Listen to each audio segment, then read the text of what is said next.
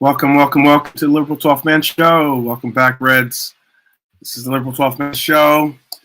And as always, your go-to place for Liverpool content and to be with those Reds that you love and adore, not only on the pitch, but off the pitch. So we today are going to be previewing this, I would say, massive Premier League clash in the takes that it is certainly a bounce back game for our Reds, and it is something that we definitely need to figure out on the pitch on getting back to our working ways. To break it all down, I brought together Lee and the Irishman. We might have some other panelists as well, but for now, it's the fearsome threesome here.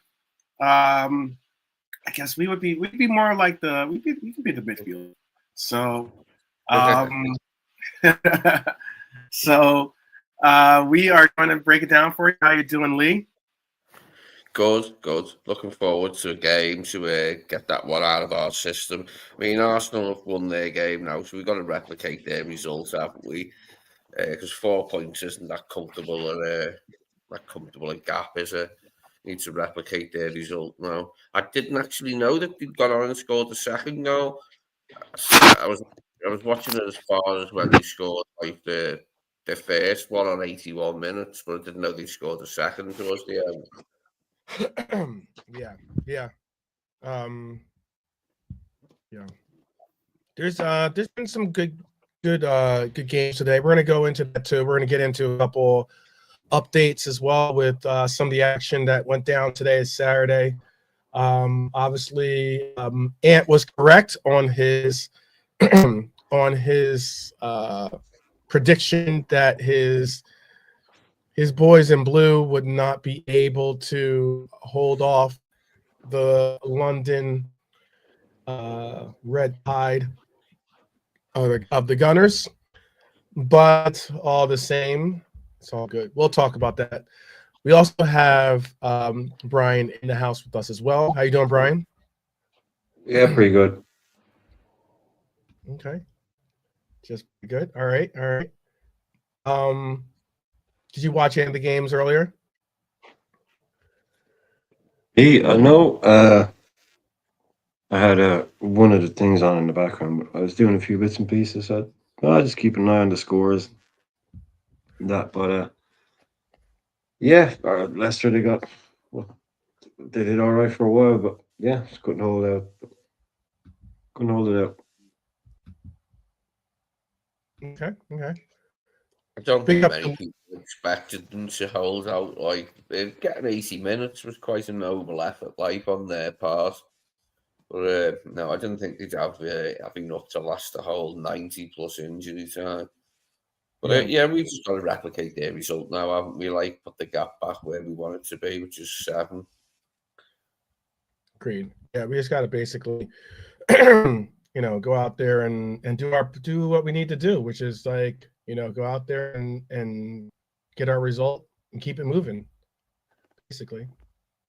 By the time Newcastle get here, like, that'll be 25 games, 28 games. Then Mona in 3 games' time will be 10 games from the end of the league season. By the time Newcastle get here, So. Yeah, Newcastle. I mean, I guess we could do a quick peek around the table today. Let me pull that up for us as well, because speaking of Newcastle really, really shockingly, I would say, got taken care of today, 4-0 in their matchup. That's not what I don't think any of us. We definitely thought they were going to see some type of they're going to see definitely some action today, but I didn't expect Manchester City to absolutely demolish them. And Marmoush had maybe a breakout game for City. Was very active, got a hat trick today. No, it wouldn't have been a surprise if Newcastle got a draw. And any win really that was more than 1 or 2 goals is a surprise actually, because Newcastle are in reasonable form. Okay, they've had a Yeah. few bad defeats like the Bournemouth one, but they were in reasonable form, including the semi-final second leg victory over Yeah. Arsenal. So yeah, it's a good result for City. Really good result. And also a good result for, again, like I said, their new acquisition. And yeah, I just don't know what to say about the 4-0. Shout out to Wolfie and his Forest. They were 2-1 victims to Fulham today, who held on for the win. Yeah, kind of knocks them back a bit with that kind of a result because, let's be honest, they are starting to distance themselves from the top of the table, and they have certainly some wolves, no pun intended, nipping at their heels at getting into that top 4 with that loss. 1-1, the 1-1 draw at Ipswich or at Villa, excuse me, by Ipswich, a 10-man Ipswich is one of possibly the most shocking results so far. I think of the day, for at least for me. I don't know. Would you say what was your shocking result that you saw in the table today, Brian? Hang on, just send the link to Jake later.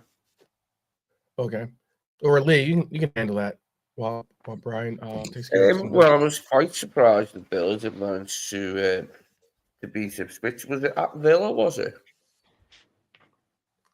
Sam? Was it at Villa? The Villa and Ipswich? Yeah, it was at Villa. Yeah, well, that's quite a surprising result. That Villa didn't manage to get the win, and it's a good one for 10 men. Yeah. Having 10 men. Well, That's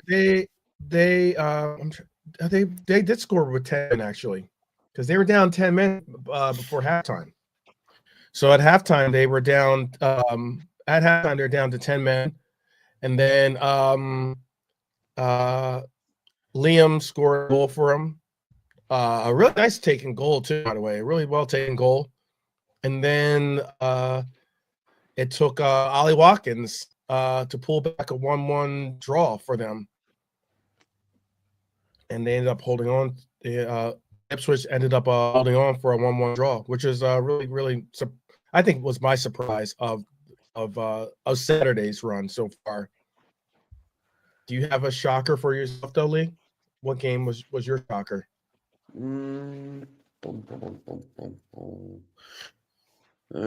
go through it. I'll give you all the scores real quick. Arsenal 2-0, Brentford 1-0, Bournemouth 3-1 over Southampton, 4-0 Manchester City over Newcastle, Fulham 2, Forest 1, Villa with 1-1 draw, like I said, with Ipswich, and then Everton got a really big result for themselves with a 2-1 win today, as they take a little bit of the momentum possibly from the derby into this game.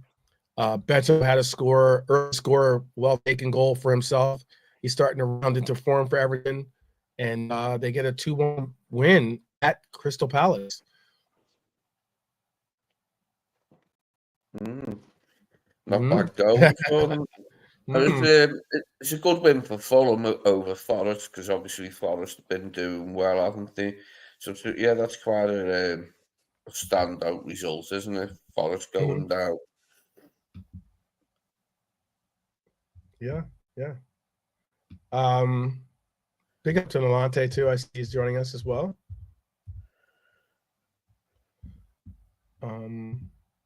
And Brian, I know you said you had it in the background as well. Was there looking at it? If you might not have gotten a chance to see some of the games at least, but just looking at some or hearing some of those results, which game stood out for you? Oh yeah, it's got to be the Villa one, but You know, if they gotten if Ipswich had won that, then you could say it was a shock. But even to do that, yeah, with 10 men, very you maybe didn't expect. You know, the City were going to turn it on against somebody eventually. You know, they're always it doesn't mean they're out of the woods for me yet at all. But yeah, for Ipswich to go down to 10 men and get away with result scoring, yeah, definitely that one. But like you said, Forest will be happy kind of if the season ended tomorrow, probably. You know, they are dropping away a tiny wee bit, but Bournemouth up to fifth now. So yeah, definitely Villa will be. Yeah, the Villa fans will be pretty unhappy, I'd imagine. After that, that should be kind of a not a banker home win, but especially when they go down to 10 men to not be able to beat them is pretty embarrassing, to be honest. Especially when they go 1-0 up. Then that's not what you want to see. But yeah, that one definitely. All the rest are pretty standard. But yeah, I just thought City were going to do something eventually. It just happened to be Newcastle this day that they did it. Mhm. Let me get this rocking and rolling for us. Big up, JK. How are you doing?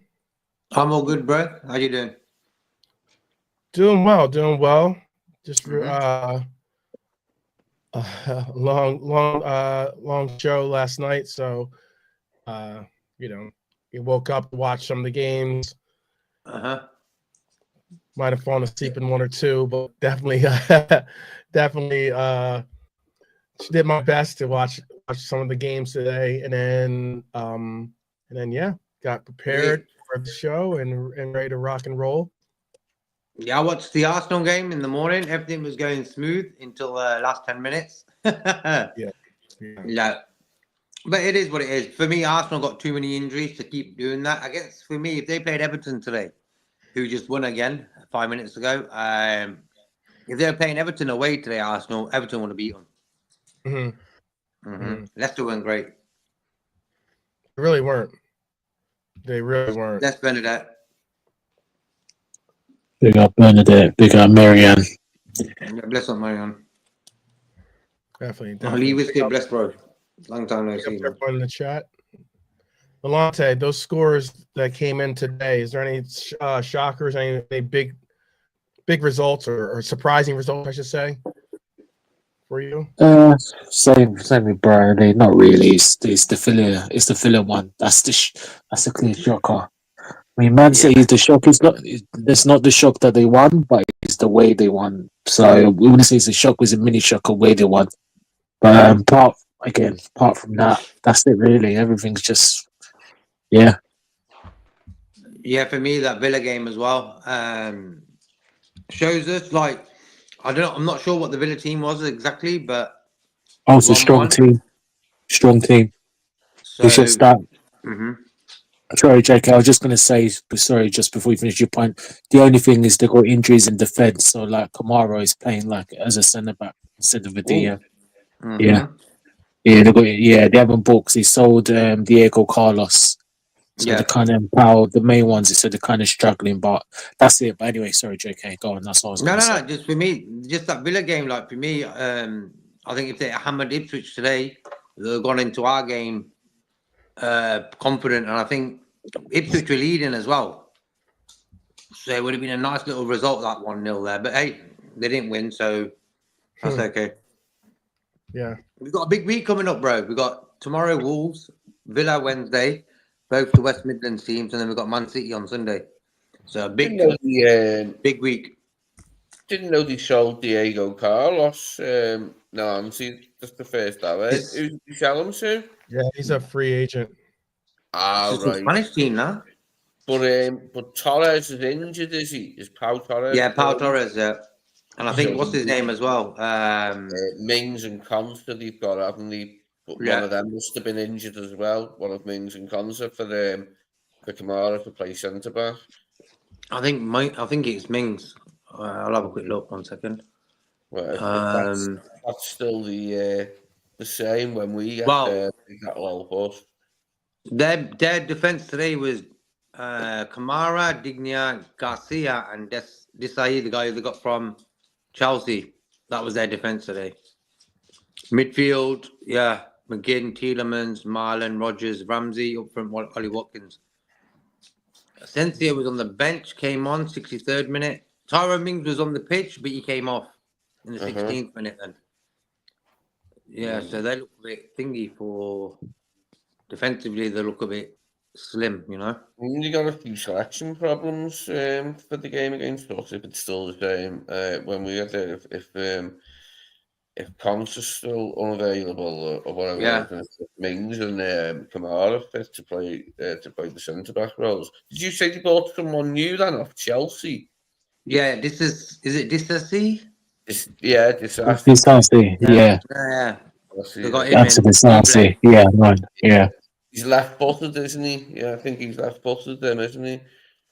From what I remember. I only seen him briefly at Chelsea to Sassy, but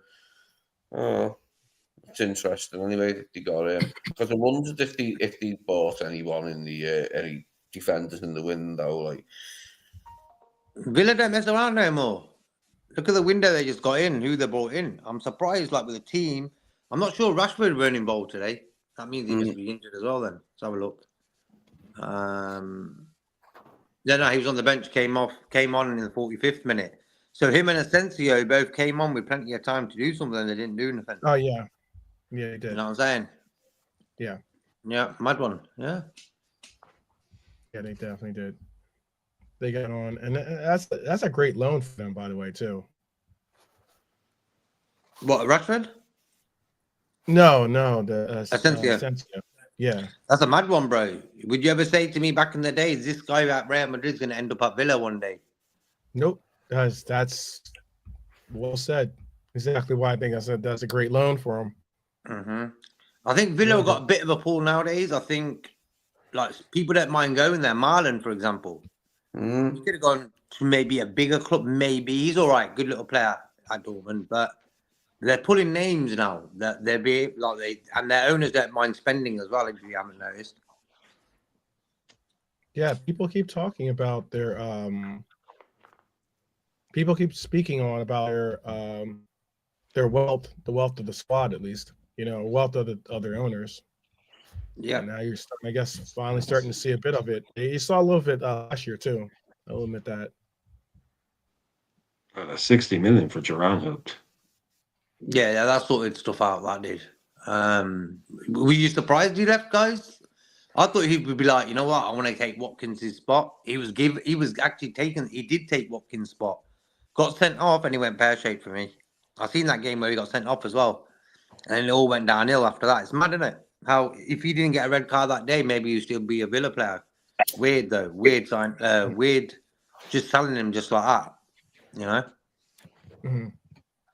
But then again, he might not live up to his hype. Like everyone's hyping him up. So they're probably thinking, you know what, let's get that fee right for him now. Just in case he don't do nothing in the next 2 years and we get 5 million for him or something. True. Very true. I think also the fact that he's a little bit of a headache of a player when it comes to apparently like the interaction that he had with Emery. So I'm sure he was kind of like, oh, how much came in for him? Yeah, I'm cool with that. See you later. Find someone and then and you're gonna bring in then two decent players in Rashford and even in Asensio. All right, let's make it happen. Yeah. So,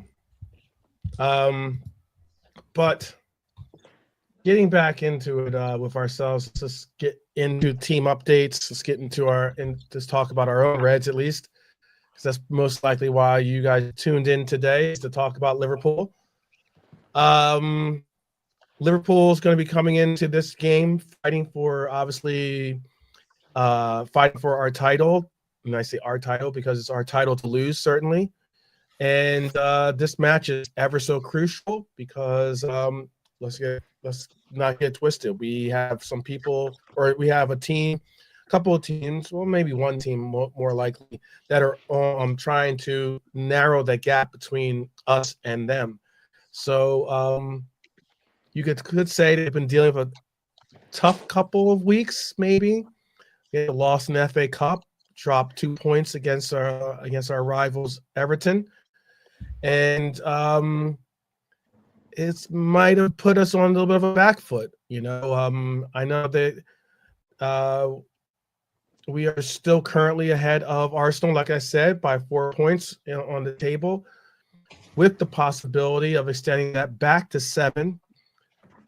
Should we get a win on Sunday? But there's been a noticeable dip in some of the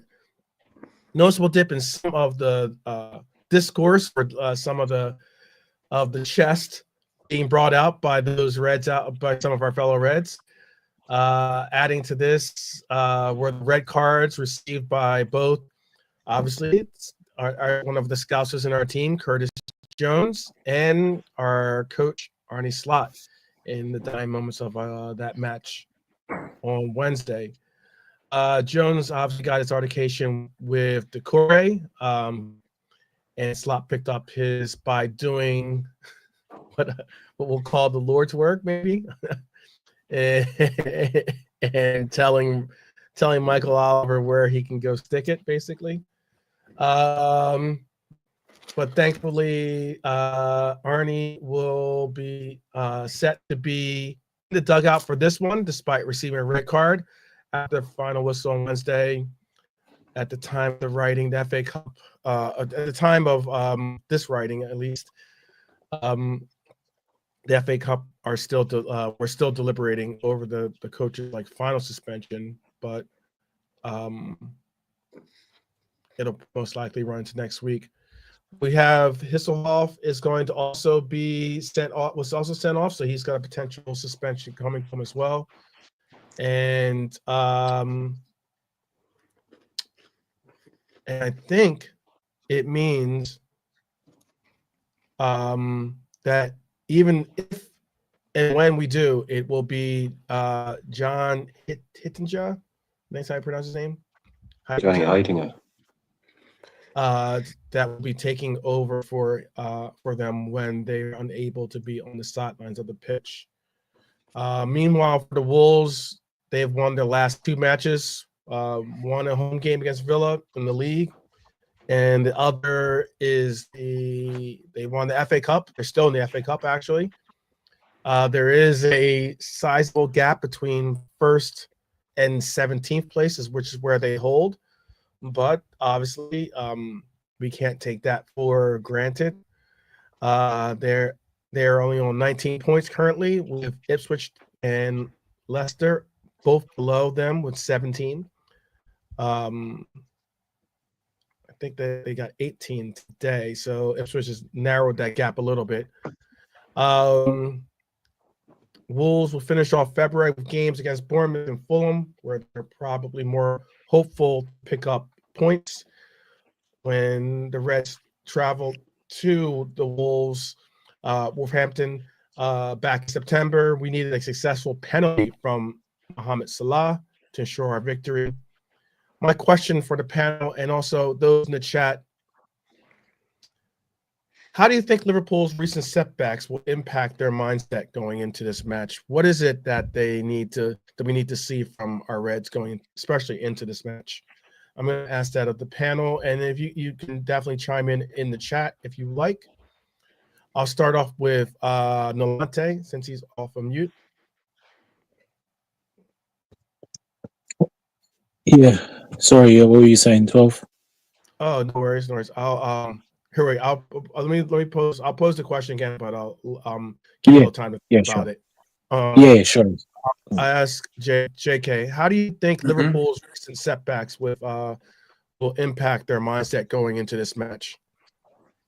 The amount of players we've got in our team who've played loads of games, they should be able to cope with the look, bro. We lost against Plymouth in the FA Cup, which a result that really don't hinder anything big, if you understand my point.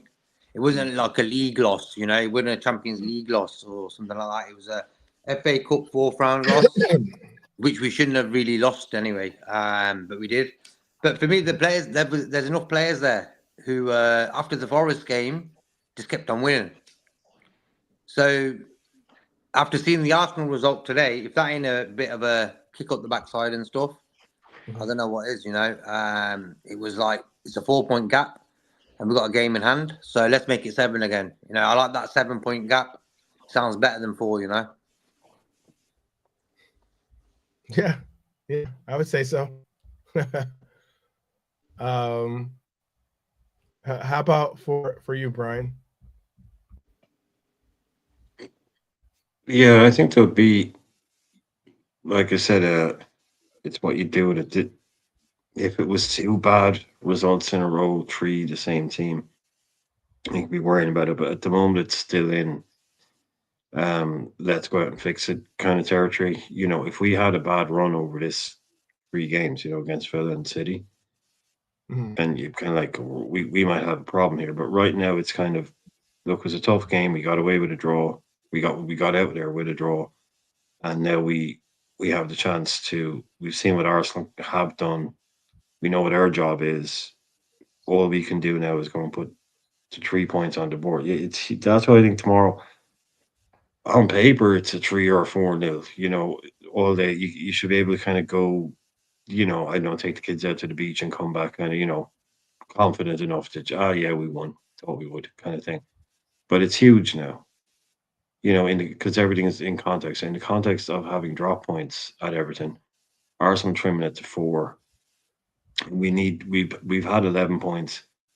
You know, we need that kind of 2-game cushion. So it shouldn't, they shouldn't allow it to get to them, but every game has its own kind of levels of importance, but just in terms of the way the points have dropped and the way this game is one of the most important we've had so far this season in terms of reestablishing that point gap. Because there can be room for error over the course of a season. There's no room for error tomorrow.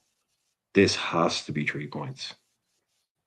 If we, you know, like, imagine overnight it's 4-point gap to Arsenal. That's game on us right now. I know that they're not going to keep it up, but yeah, for me tomorrow is, so it should be foremost in their mind what's happened.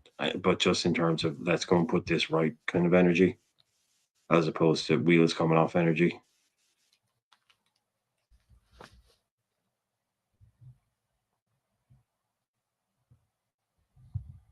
Yeah.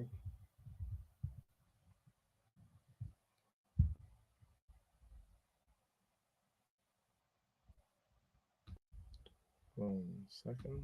Make sure it's working.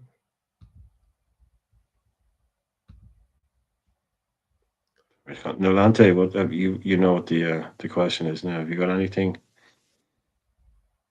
What do you think on that? Just the mentality of the last 2 games, or if it's going to affect us in any way? Yep. It's a difficult one. I think the mentality of the players is all about winning. But again, like I said, we just sometimes, I said, as a fan base, we need to be careful when we say certain things. You know, from other platforms, other people. Just, you know, like I said, the FA Cup was a terrible result, and like I said, I have no problem with the lineup slot played. It's just the players were poor. And again, a lot of our fans just kind of dismissed it in terms of the bigger fish to fry, as I've said. Like, we've got a guarantee to win everything else, the Premier League, which we haven't. And then, lo and behold, they got their fish to fry because the team was rested and we dropped points against Everton. So it's a pressure game. It wouldn't have been before. A week ago, you wouldn't have thought that. But it's a little bit of pressure on us because although Arsenal have got injuries, they have won. You just don't know. And if we drop more points tomorrow, it's not going to be the end of the world, but there's going to be question marks about the team for me. So it's a mentality of just getting back to basics. That's all. And not getting involved in certain things.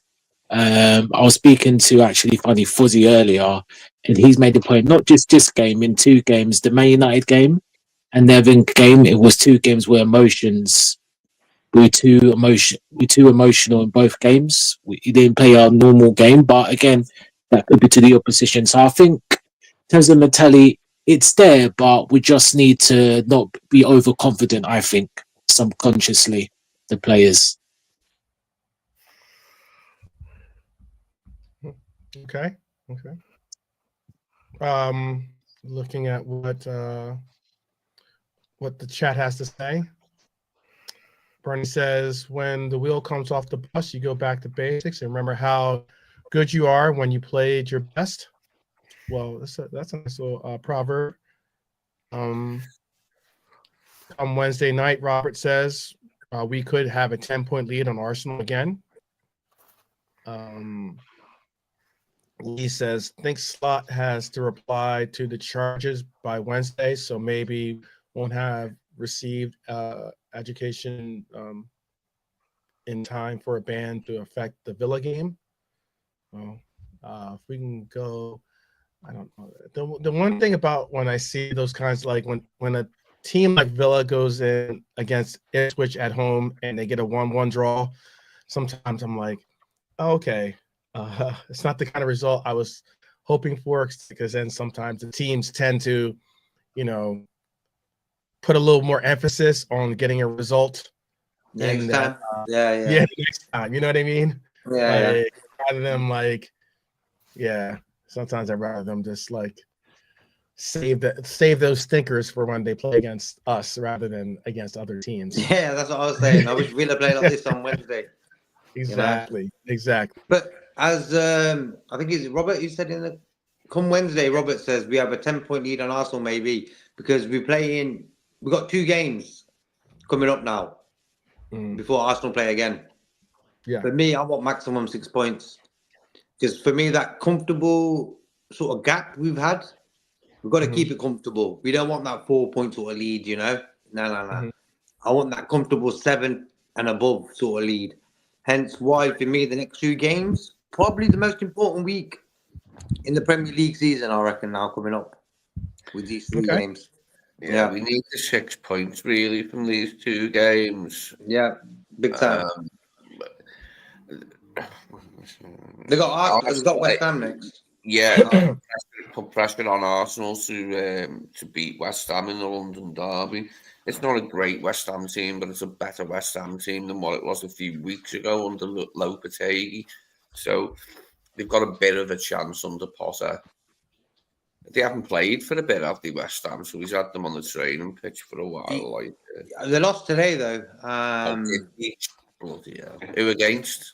1-0 at home to Brentford, bro. Yo. Brentford. Yeah. Mad nice. One. So, yeah, you never know. See what happens. Brentford are He's had 5 or 6 games with him now. Lopetegui's gone longer than you think he is, mate. Yeah, Potter's been there for about. He's been there for a while. Yeah, he might be able to get a result. I don't know. Not maybe he switches it against Arsenal. Yeah, he says, you know what, now's the time. That's what we think about Leicester today until the 80th minute. And then it just went pear-shaped, Yeah. It's football, man. It's random.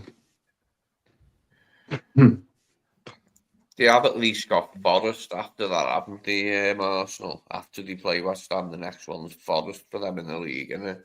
Yeah. Yep. Let me see what Forest did. Forest lost as well today. Whoa. Yeah. Okay, where's that guy? Where's that guy? I already gave a shout out to him. Trust me on that one. I already gave a shout out. Oh, Lord of mercy. Asking man, how can you walk around with your chest out? He's asking Liverpool fans that. I was like, yo, bro. Yeah, he had a lot of questions. That's because it's easy to talk from the rafters, and when you're at a party that you weren't expected to be on the guest list for. He's in that top 4 party right now, and he's like, I don't know how I got here, but I'll make sure I get my moves in. Yeah. Thing is, I think if they didn't have them European Cup wins, he wouldn't be giving it lies that much. I think that's a bit of it as well. Like, Arsenal, where are yours? that we've got them, as well. They got how many did Forest get? 1 or 2? I can't even remember. 2. Oh, 2. Yeah, they got 2. 2. So it's not bad actually if you think about it. Yeah, and he brings it up every time he talks. Oh, does he? Oh, there you go. There you go. Yeah. But anyways, I think someone's got 6. What's that team's name who's got 6 of them in England? There is a. I heard they're good, Yeah, they're It's not. I know they play the same colours as Forest. Yeah. Yeah, they definitely have that are rightful heirs to that color. I think we would all agree. But let's get into. Let me just make sure I have this closed here. Let's get into some of these predictions for the lineups, at least. And then we can get into some fun segments of the show, too, because I do have a quiz for us set up where we can a quiz, 2 types of quizzes. One that's going to be Wolves related, and another that's going to be related to to the league, to the entire league in general. So it should be a fun one. But again, let's get back to what we were just talking on, and that is our own preview. So, excuse me. So, talking about our team, I guess, unfortunately, Tyler Morton isn't going to be with us as well, along with Joe Gomez, who's going to be absent, who was absent, obviously, because of injuries. And you also have Cody Hackbo as a doubt after he picked up a knock in more, which is going to be even more collateral damage, I guess you'd call it, from the derby. Slot revealed in his press conference that he had to take Cody off against Everton, and he couldn't miss the game against Wolves. He said on Friday, the coach said Cody is a bit of a doubt as well. Let's wait to see how he is today. I had to take him off because of an injury. He got a knock, so let's see how he is today. For Wolves, they are likely to opt for a 5-4-1 setup to frustrate us, which is probably what we'll see from a couple of the teams that we go up against, because some teams have had some success in basically parking the bus against us, and they'll just primarily, most likely, rely on counterattacks. They are without Wang Hee-chan. They're also without Sasa Kalajdzic, Enzo Gonzalez, Yerson Masquera, and Leon Chiwomi. Boubacar Traore and Jorgen Strand Larsen are also both doubtful. So there is some other stuff about, I would say, like with our club, there is some other stuff that I should note as well. I already told you about Jones being unavailable on Sunday due to suspension. It's a tough period for him to go through, I'm sure, but one that saw him, stick up for his fellow Scousers and also his fellow Reds in general. But this will definitely be a tough period for us. 4 more Premier League games in the next 12 days. Obviously, Slot and us as well could have done with you being able to use Curtis Jones in this next game. However, Slot did suggest he would be involved in subsequent games. He says next Wednesday there's a game, and then Sunday again there is a game. He's come back from an injury, so he missed already a few games. I was planning to start him against Plymouth, but he wasn't completely recovered yet, obviously, is what he had to say about that.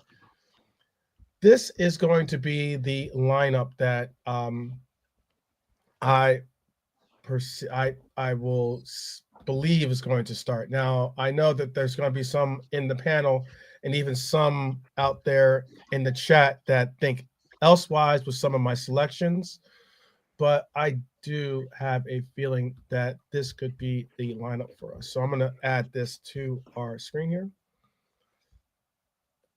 and give you a little view of what I think is going to be the starting lineup for us. Make this big for you. So in the starting lineup, I have the normal back four, except for Trent Alexander-Arnold on the bench again for this one. And I did want to see Connor get the start for this one again. Despite a little bit of a rocky performance against Everton, I still think that there's no guarantee that you can get a full 90 out of Trent. I hope that Slot's going to gauge his return rather than try to say, oh, this is the opportunity to get his turn, because we do have to ramp up his minutes rather than throw him a bunch of minutes all of a sudden. Ali and net, I have the normal or the more of the perceived starting three in the middle with Grav, Dom, and Maka. And then I have Lucho on the left this time, not in the middle. I have Nunez starting, and I have Salah on the right, of course. And then you can see the bench being that of what it is. Please do tell me who and what you think I might have gotten right or wrong, or who you think you would prefer to see in some of these positions or some of these placements. Oh, I have Jones on the bench. You're right. I have Chiesa will be starting in this one. Yeah, you got to get Chiesa involved tomorrow. You have to get Chiesa in. Somehow. Yeah. Get the guy on the pitch, man. That guy's going to shoot. You know, just get him on 20 minutes. Give him some time, game time, man. Yeah. Chiesa will start. I did. That's a little bit of a error there on my part, but by having Jones involved in the bench, even though I said he wasn't going to be in the bench. But the quick question: if Jones was available for this game, hypothetically, if Jones was available, would Chiesa make the bench? Yeah, probably, because if Gakpo is out, he's out. I don't think he'll make the bench. He'll either. That's what I'm saying. Doubtful. I don't think he's not out, but he's doubtful. No, I know. That's what I said. If he's out, so that's what I'm saying. If Gakpo was out, I think he'd be out. So I don't think. I just think he'll I don't think you'll see him at all. Either that, or I think he might. He might be playing a few mind games with us. You never know.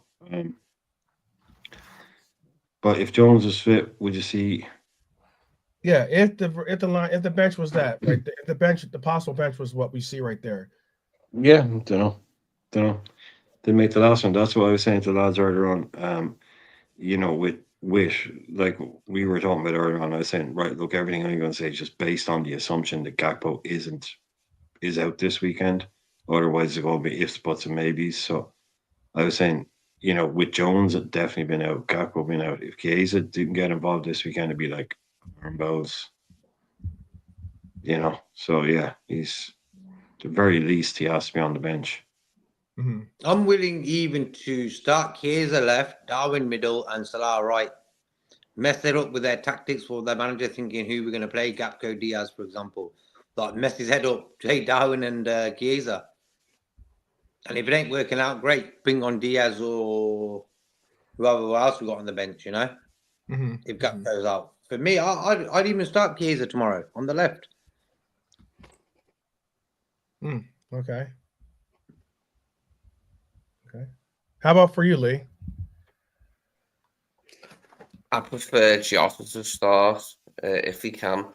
If he's up to starting after his FA Cup exploits, and now he's had like a bit of rest and a sub appearance again, I'd like him to start. Against Wolves, for sure, definitely. Like, no offence, Darwin, lad, but I prefer Jota to start. And then whoever's fit to play on the left, really. If Gakpo's fit, I'll probably play Gakpo. If he's not, I'll play Diaz. But obviously, Mo will play on the right. Okay. Nolante, how about for yourself? Yeah, Burnley, that's fine.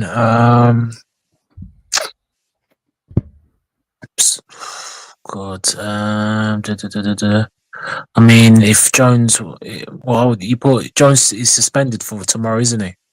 Yeah, he's suspended. But we're Yeah, saying yeah. hypothetically, if that was. Well, hypothetically, I mean, if he was, then I'll start him and put Well, Sobel in the bed.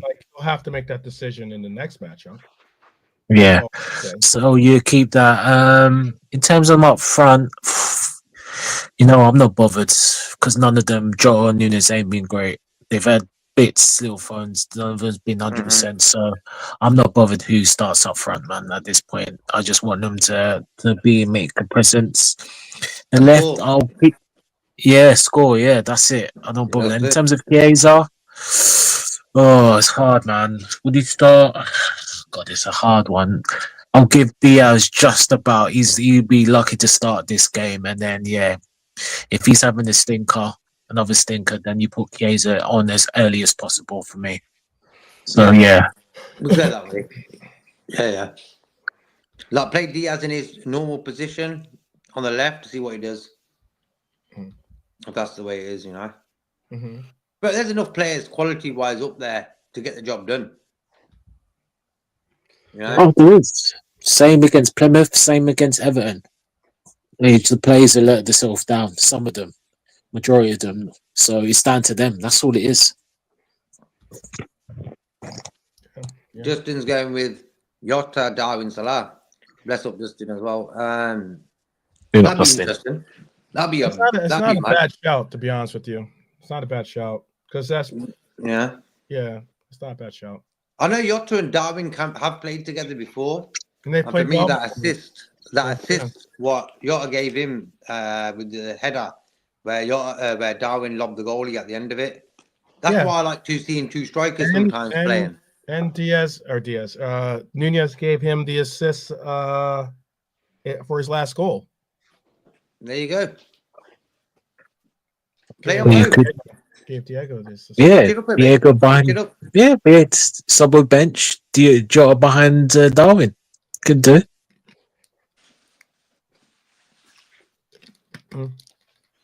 Well, interesting. It should be an interesting one. Yeah, Jota can play left as well. Bonkers. Yeah.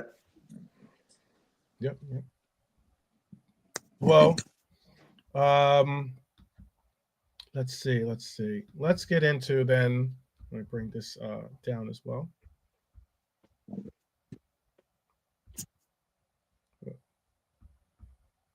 Get this nice cursor back in there. Used to touch screens. All right. So let's talk about goals then. Let's talk about goals. If we're talking about, since we're talking about our forwards, and we're talking about how before they weren't able to, our midfield wasn't really able to connect with our forwards in the last match, our last match against Everton. Liverpool have been electric at home this year, and with Salah, obviously we definitely have the fire starter basically on the right, but also without Cody on the left, it's going to be now a time for whoever is going to fill in that role on left, and if not in the center for us, they're going to have to pick up the slack as well. So I have a score of 3-1 being the score. I have Salah, Nunez, and I have a goal from McAllister. I think McAllister can maybe get another goal. He's been pretty electric lately. Obviously, key players to watch I have in this game are Diego with a return to his own old stomping grounds. Dom and how he really makes somewhat of a difference in the energy and obviously the press that he's going to bring. and whether Virgil can really step up, and hold his line accountable against obviously the counters we're going to see, because Matheus Cunha has been pretty good for Wolves this year. Even Slot has been praising the number 10 by saying, quote, he's the type of player that I'm referring to when I always say, if I compare the league where I've worked in and this league, Wolves are 17th. If you go to the Dutch league and you look at the number 17, there's no player that can play for Ajax, PSV, or Feyenoord, but Matheus Cunha is a quality player, and he has the quality to play for one of the top 5 teams in England.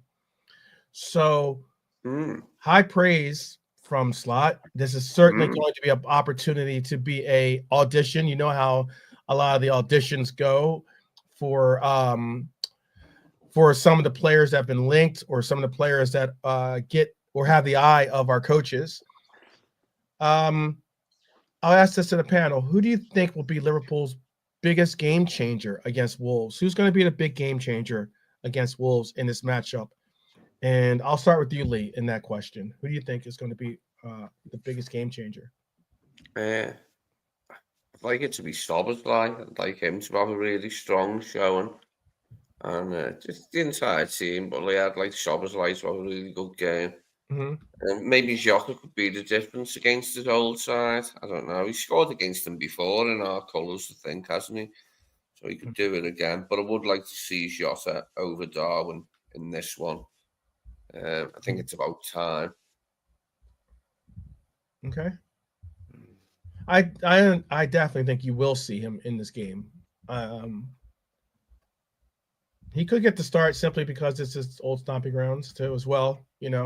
Maybe he'll, how sometimes when players return to their old confides, they tend to find a goal that they don't celebrate, or try not to celebrate.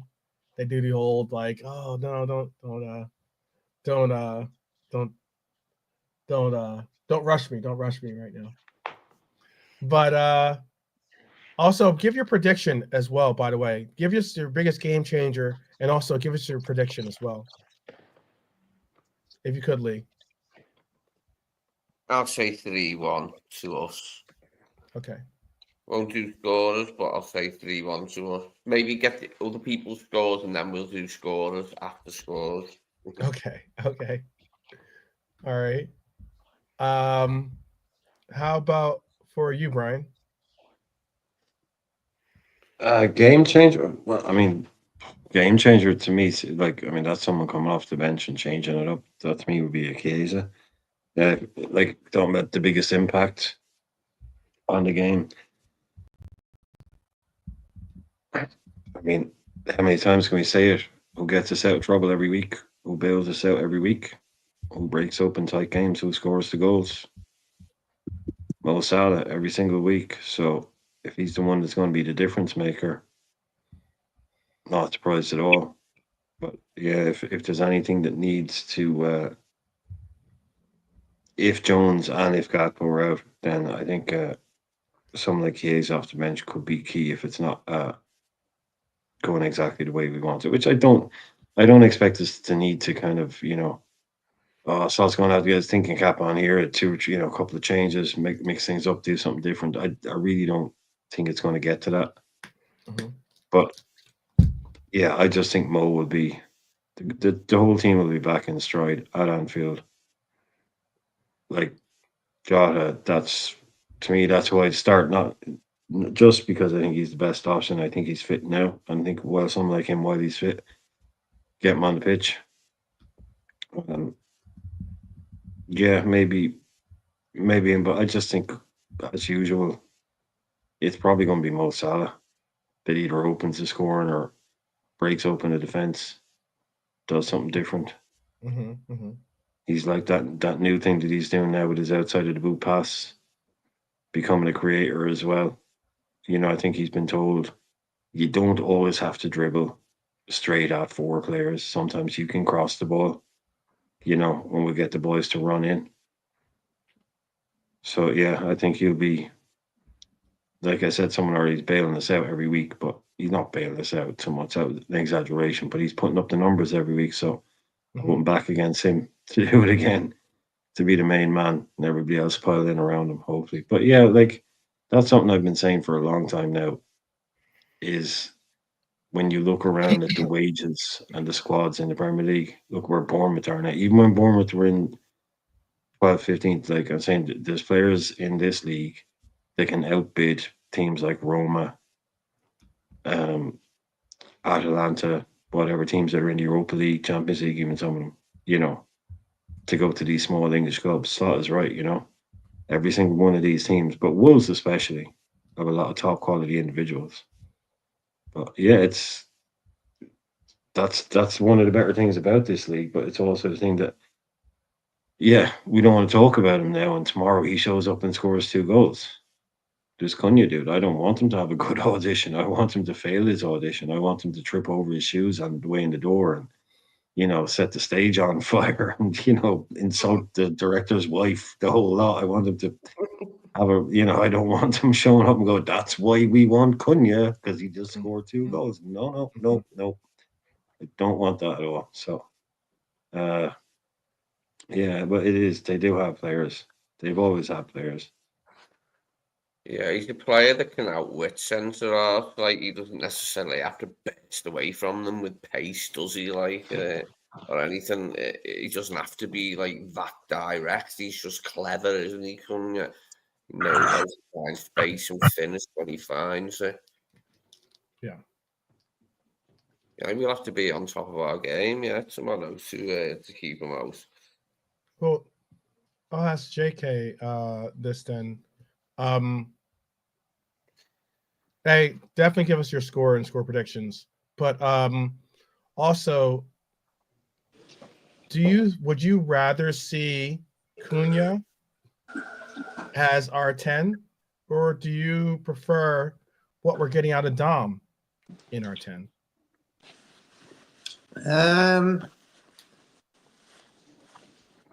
Yeah. I don't really see Sabotla as a 10. I see him as the runner. I think he runs around too much to be a 10, if you understand my point. Mm-hmm. For me, a 10 is a guy who sort of sits there and does all that type of through balls, little flicks here and there and stuff. And Sabotla can do that. He's very good at that, actually. When you look at his game, he's very good at them tight sort of spaces, and he gets a little flick here and there. He's very good at that, interacting with the player and stuff. But for me, I don't know, man. McAllister, he don't really play as a 10 as well, bro. We don't really play with a 10. I don't see it. But yeah, we don't. It's kind of like maybe a false notion now that we've seen more of the offense, the way it plays. So, like everyone said, Elliot could probably do a job there. He probably could, Right. But we don't really play with a 10. But I want to see more from the midfield tomorrow. I think this is like for me the other day against Everton, it was the midfield and Virgil. I think Virgil was really bad as well. And I think the midfield. So I want to see the midfield tomorrow to control the game. If it's them three starting again, I want them to control the game. Okay. What's your score and score prediction? Okay, I'm going to go with the 2-0. Mm-hmm. And I'm going to go with Salah again. Let's go with Darwin. All right. Why not? And how about for you, Nolante? What's your score and score predictions? 5-0. 5-0. Gravy. Salah hat-trick, Jota. Wow. That's like the biggest score prediction I've heard you say all year. Okay. You really think that we're going to come out with some venom in this game, huh? Well, I'm just expecting teams to be on this stuff. I mean, Congo. The wake up calls. I think they got point to prove, and hopefully, I don't know. Could be wrong, but hopefully, I'm right. Yeah. But we want the dub anyway, regardless of whether it is true or not. We want the dub. Yeah, Just give me a Gravy goal. I'll give you the money 12 and I'll be a rich man. there you go. There you go. Shout out to Ant who joined us yesterday. Big up, Ant. Yeah, that was a tough result for your boys. Yeah, and They got all the way to the finish line, and then stumbled over a loose shoestring,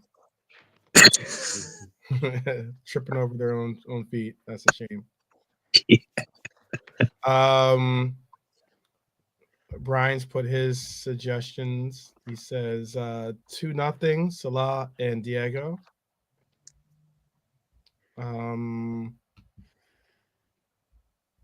Yeah, I know. It's the first 5-0 of this season for him, I think. I think it's the first time I've heard you say 5-0. Let's see. Alexander says 4-0. Salah is going to get a double.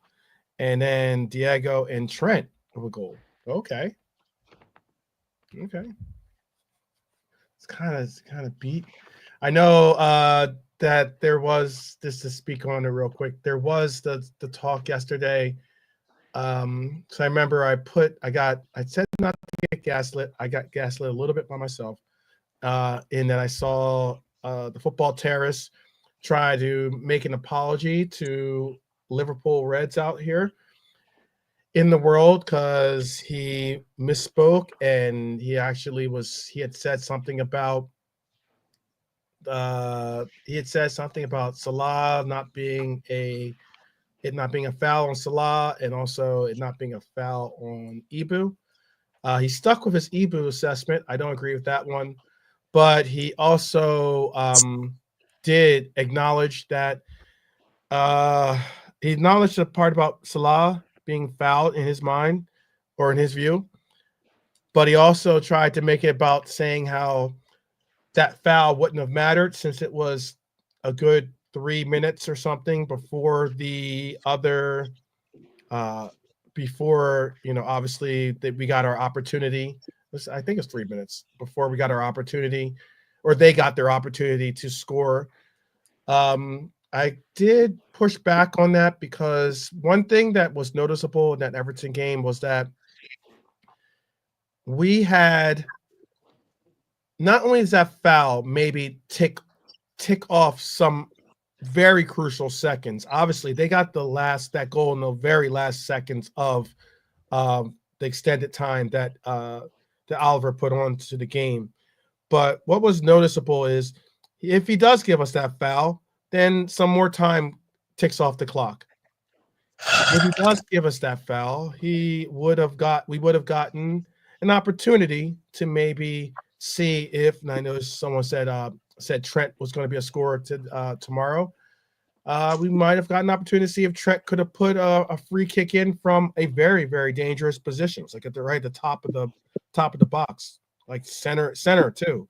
And then we also, most notably, when the injury did occur, or when the two Everton players did knock into each other, they received medical attention, but they weren't issued off of the pitch for 30 seconds.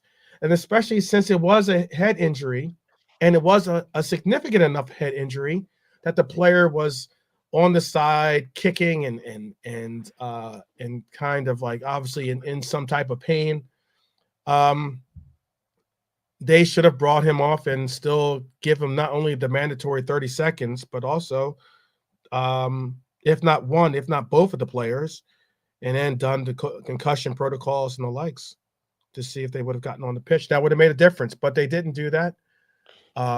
And it still was an excessive amount of time, in my opinion. But, I just wanted to make sure that I gave Terry a shout for that. I did put that in his comments, and that's what I hope that you guys do for us as well, is put your thoughts to anything that we have to say to be in the comment sections after the show. I would say there is something else that you might want to know, is that, did you know Wolves' 3-0 home win over Liverpool in February 2023 is their only clean sheet in the last 16 league meetings. That's the only clean sheet in the last 16 meetings. Their last victory in front of the Cop came in December of 2010. They have scored 5 times in their last 19 league visits to Anfield, and not more than once in a game have they scored since. What year would you think this last time they scored more than 1 goal against us? Sorry, is this the quiz? Sunshine. No, it is not the quiz. I'm just asking. Oh no, sorry, because I had to mute it there for a second. I didn't. I just had to mute it for a second, so I didn't know. If I it know. come back I'm only kidding. I'm only playing with you. I'm playing with you. You sounded angry. You're like, is this the quiz? No, I just honestly I wasn't sure if it had started. No, this is just no. did you know? Did you know? Moment. Oh, okay. Well, It was just a year. I have the quiz. The quizzes are all visual quizzes. I'm gonna bring them up. But can you tell the year that it was? What year did they? What was the last time they scored more than 1 goal against us? 2022 is incorrect.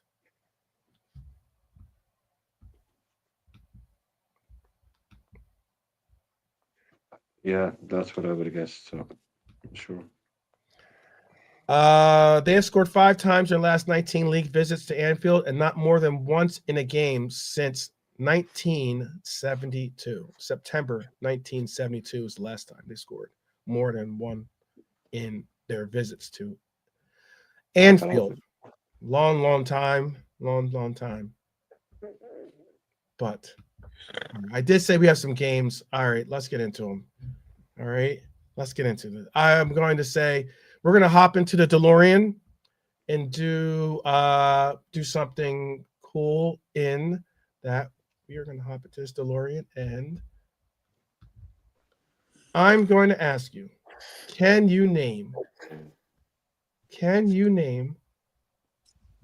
and this is the panel can play as a group, and you can play along in the chat too. Can you name the 2003-2004 lineup that saw us get a 1-0 victory against the Wolves? Can you name it? I'm going to bring this up real quick. What season was it? 2000 and what? 2003, 2004. Oh, the 03-04 season. Okay. Mm-hmm. I'm going to bring it up full screen and make it big so you guys can all see it. So okay. This is Dujek. This is what it was. Just so you know. Jersey Wersey. The league Premier League game on Sunday. Has a 2 p.m. kickoff, but in the same fixture on 2003-2004, the Reds prevailed 1-0 thanks to a last-minute goal, a 90th-minute goal for Julier's men. Can you recall the lineup that saw victory in this game? I'm going to ask this. So we're on goalkeeper. Who started in goal for us?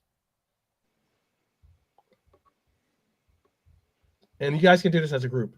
And the chat, you guys can put in your own answers as well. 04. Yeah, Jersey. Unless he was injured and the other dude started, but but he should have started. So, Doug. Okay. Is that what you guys want to go? Consensus? Say final answer.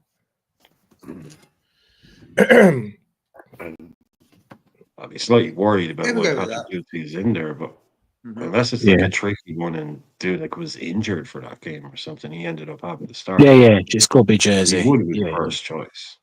Okay. That would be correct. Right back. Who played right back for us? It was Kara. So final answer? I would have said Stevie, but Yeah, let's go Finland. Are you sure? Yeah, let's go Finland.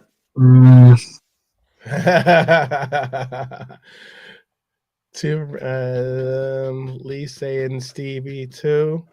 Robert saying Stevie. Who you going with? Right back. Let's get it in. Well, JK and Brian I advanced it, so I yeah. chat turned off anyway. I would have went with Stevie. All right. No, you two and JK have agreed, so yeah, that's fine. What about you, Lee? Stick going for Yeah, Finland? Lee, you have to play with us, not with the chat. Yeah. I'd go for Finland and say Okay.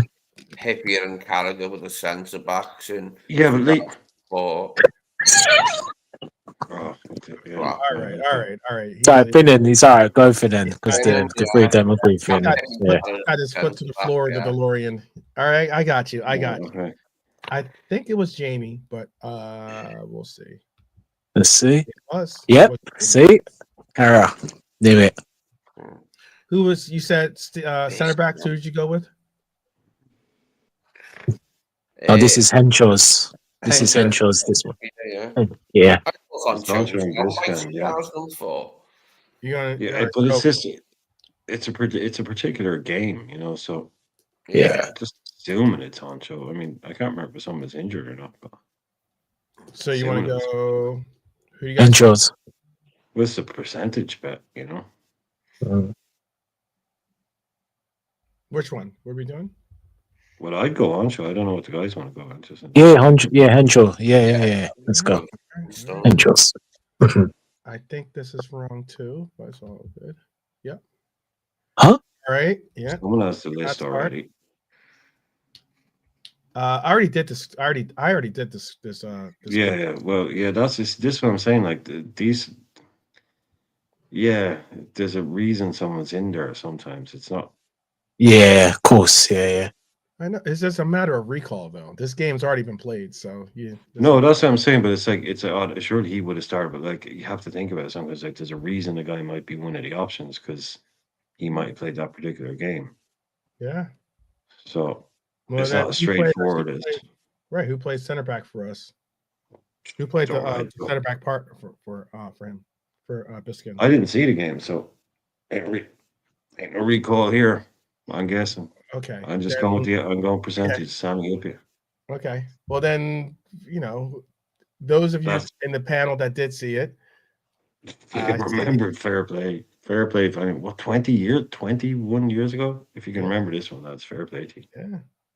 Oh, but this is just mainly what they think. I don't think anyone remembers the full lineup. This is just Oh my goodness, you guys are. I mean, if Norm isn't here, inflating the air out of this balloon. This do your best and try to. Yeah, no, we're good. Hippia. I'd go with Hippia. I mean, if it was Babel and Biscan, that was a hell of a centre back partnership. Yeah. I think you're right. Just going with what you're saying, Brian. I ain't seen Norman in a while, actually. That's the same. I haven't seen Norman. Well, in a long time. I hope he's okay. He'd be here. He's saying, "Oh, he came on. It was a cold day. I had a pint before the match. The pie was decent." That's right. Yeah, I ain't seen him in a while. I hope he's all right. And if anyone knows, we miss Norm's. We miss Norm's kind of encyclopedic.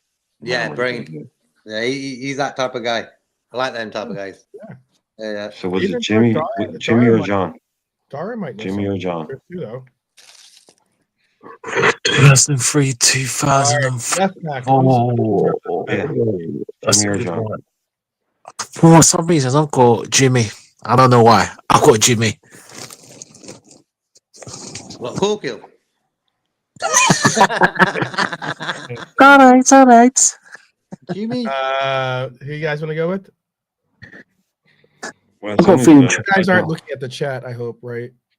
Obviously not. No, we'll put something ourselves. I saw that Lee was interacting. Lee was in the chat earlier on. Yeah, Lee's come out, ain't you, Lee? You're behaving yourself now, Lee. Yeah. I'll go with Jimmy just for the shout, just in case, just maybe he played that game. Yeah.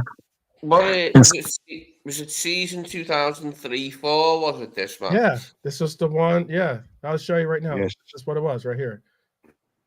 It was this match right here, 2003, 2004, when we won 1-0. Against Wolves. It's a Wolves match, yeah. Yeah. Okay. I'll guess Jimmy just because it was the other one was Biscan and I thought it was on show, so why not? Okay. But it's not. That's not on me. I don't know what the lads think. We've had one for Jimmy Maybe, yeah. or me. It was. I'll go. Yeah, stick with Jimmy. I'll go with the chat. Nolante, what are you saying? I'm feeling Jimmy. I don't know why. I could be wrong, but I got a JK? feeling Jimmy. Yeah, I'm going Corkill as well. Okay, fuck it. Okay, it sounds like it's a clean sweep for it, so obviously it's going to be recent. Yeah, it is. It is. Oh, he's recent. Okay. Who played right midfield for us that day? 2002, 2003, 2004. Oh, Juve was at the club, wasn't he? Oh yeah, Juve would have started on right. Yeah, he was popular. Danny Murphy wouldn't have. Yeah, Yeah, Danny Murphy wouldn't have started on the right. Juve, that was his second and final season. Juve would have started on the right. Yeah. I mean, what can we check? Sorry, what month was it again? Didn't say. No, it does. If you scroll up to the top there, it says exactly when it was.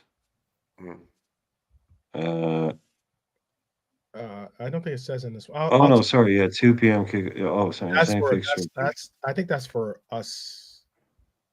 That's for our next game. That's for our actual game. The article just started. No. I mean, I'm sorry. No, I read it wrong. I thought it said like in March 2004. I thought I'll it tell said you. Give me 1 second. Let me. I'll look it up. Because he certainly started in the side. I don't know if he, I think it was. I'd still go Juve though. I don't think it was March 20th, 2004. Well, I guess that's what I was going to. I still think Juve would have started on the right, but I just don't think Murphy, if he did start, would have been really actually started in right midfield. Okay. Yeah, Juve makes sense. All right. So you I'll say JK. Yeah. I'll go. I'm happy with your answer. Go for it. Okay. That JK. Danny Murphy. Yeah. Danny Johnny Murphy. Murphy is the right one. Danny Murphy. Danny Murphy. Okay. There we go. Center midfield then. Who started center midfield? Yeah, go on then. Skip. Next. Yeah, that's silly. Who but you Oh. Never heard of him. could have been injured or Stephen Shanahan. Never heard of him. That's been who started in our center midfield? the German Schmeichster. Yeah, it could have been. I'd like to hope Didi started. I hope he did anyway. Joe was a disaster as well.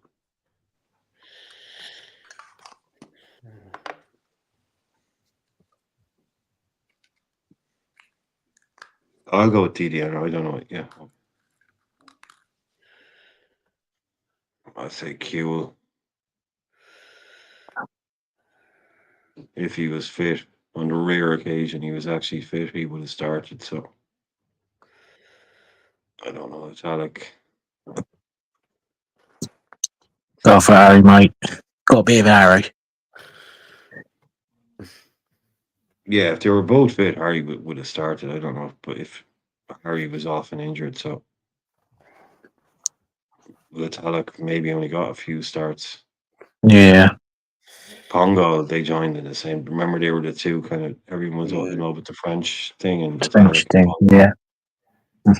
Pongo actually scored a goal in the Champions League for us that mattered. Yeah, against Olympiacos. Owen. One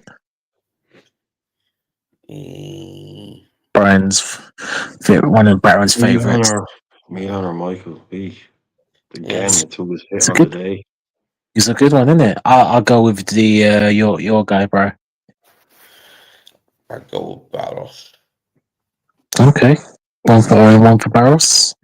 Yeah, I had a sneaky feeling it was Barris as well, mainly because Bowen probably wasn't fit or something. But Okay, again, like two. bonus really starts. But Yeah. I'm not So saying there's that's questions, but Wasn't yeah. long away from his departure, was it, to Real Madrid? no, not at all. That's it. He would If have played this, but I sure don't he know, scored the winner. it's a coin toss. I mean, I don't know. Sure he scored the win in this game, or Giroud, one of the two. So Okay. you and Lee, JK, what are you thinking? I see what I'm the saying final no win. answer is for the chat. What's your final answer?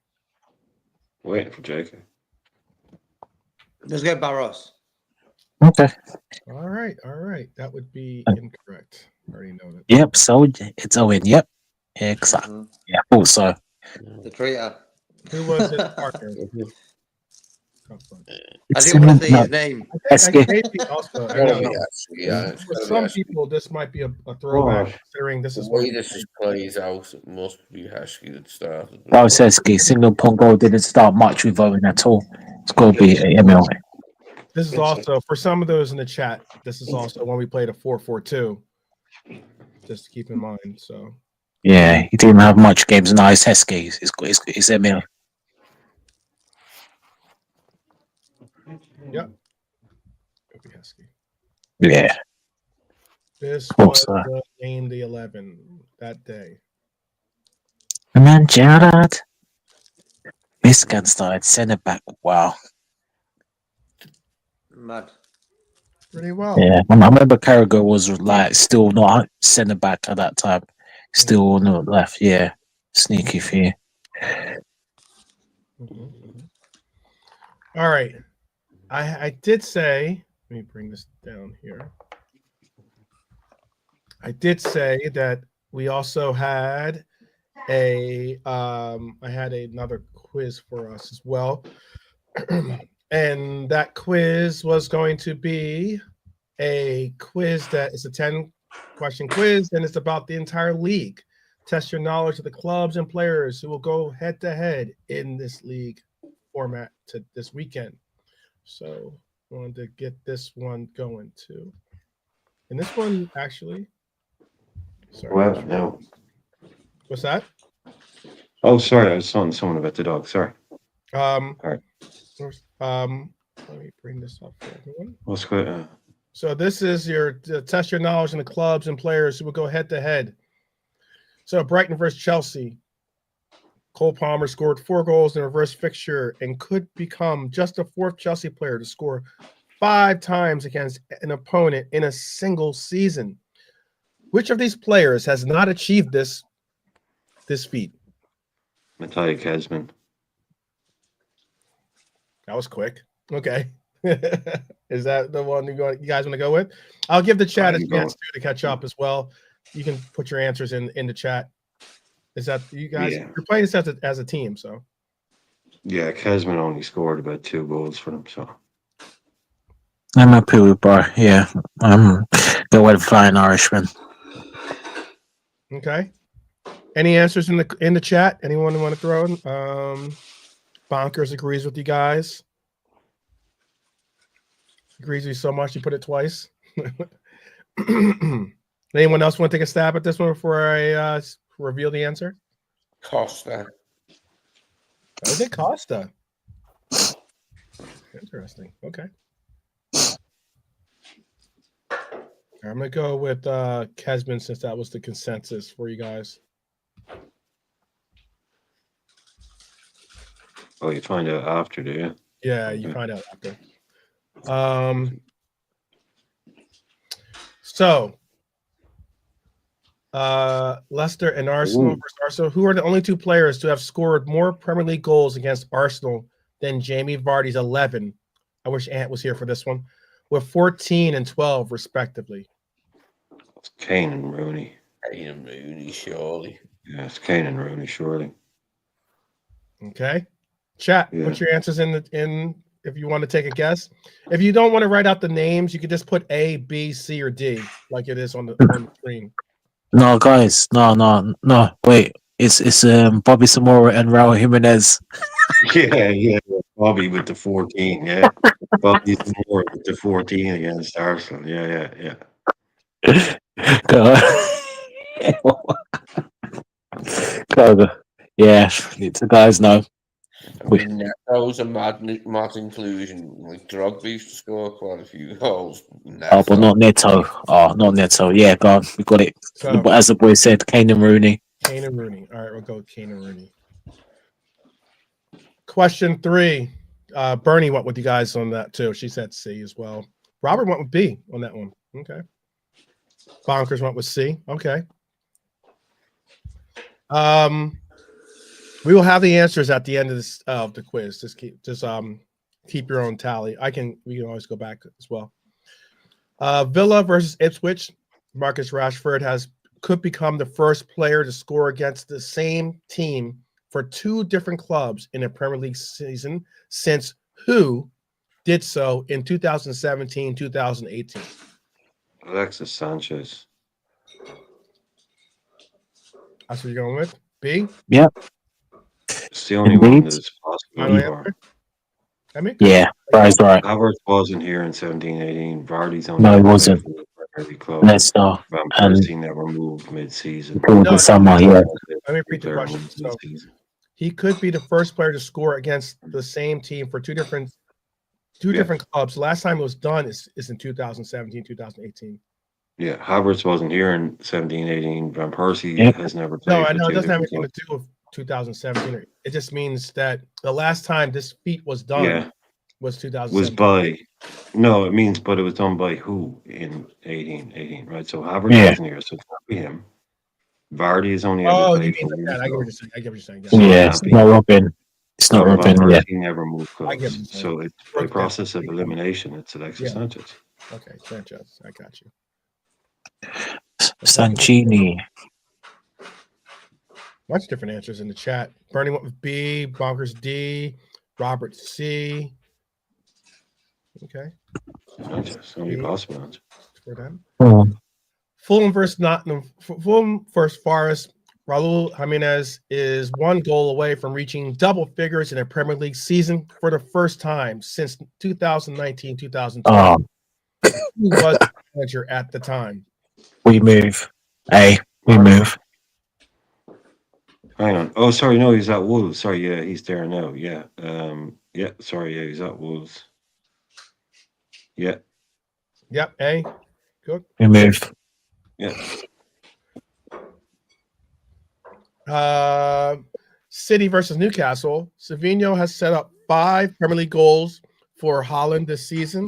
This is only bettered by which duo, with one player assisting his teammate 6 times this campaign. It's not B. It's either A or Definitely D. I think it's D. I think it's Murphy and Isak. Yeah, I agree. Yeah. I think it's Murphy and Isak. Okay. It's either A or D. I don't know what the boys think, but to B, I'm just saying we're yeah. playing as a team. So for me, it's I Murphy. know Wood has scored quite a few, but I think I don't think he's got 5 the assist thing. So yeah, 6 times. I don't think he's assisted him 6 times. So yeah, Yeah, I agree. it's not C or B are often. It's not there. Yeah. It's not Neil. It's not Trent. So it's either Ina or Murphy. But as soon as I saw it, I thought it's Murphy to Isak. Mm-hmm. I don't know what JK or Lee think, but that we're both agreed on that one. So I know that's not a tiebreaker or anything. All right. So Just I'll move. go with Okay. A. I'll go with A. Lee, do you want Yeah, I'd say A. I'd say O'Ryan. to last 2 each?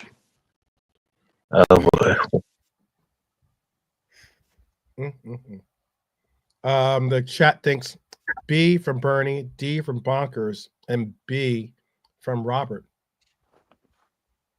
All right. I don't know what we're gonna. We have 2 for A and 2 for. Just pick D, a so I don't know. captain amongst you guys and go and captain make the call. Well, we've already made our We already B. know which side we're going on now. So. A. All right, Nolante stepping up to be the D. captain. D. D. No, D. D. Yeah, yeah. Delante overrule. Yeah. Southampton versus Bournemouth has which player could become the first to score in 4 consecutive Premier League away games for their club? It's not A and it's not C, so that's done. And then B. Yeah, it's Clivert, I think. I would think that too. Oh, See, Clivert Smith, I don't know. oh.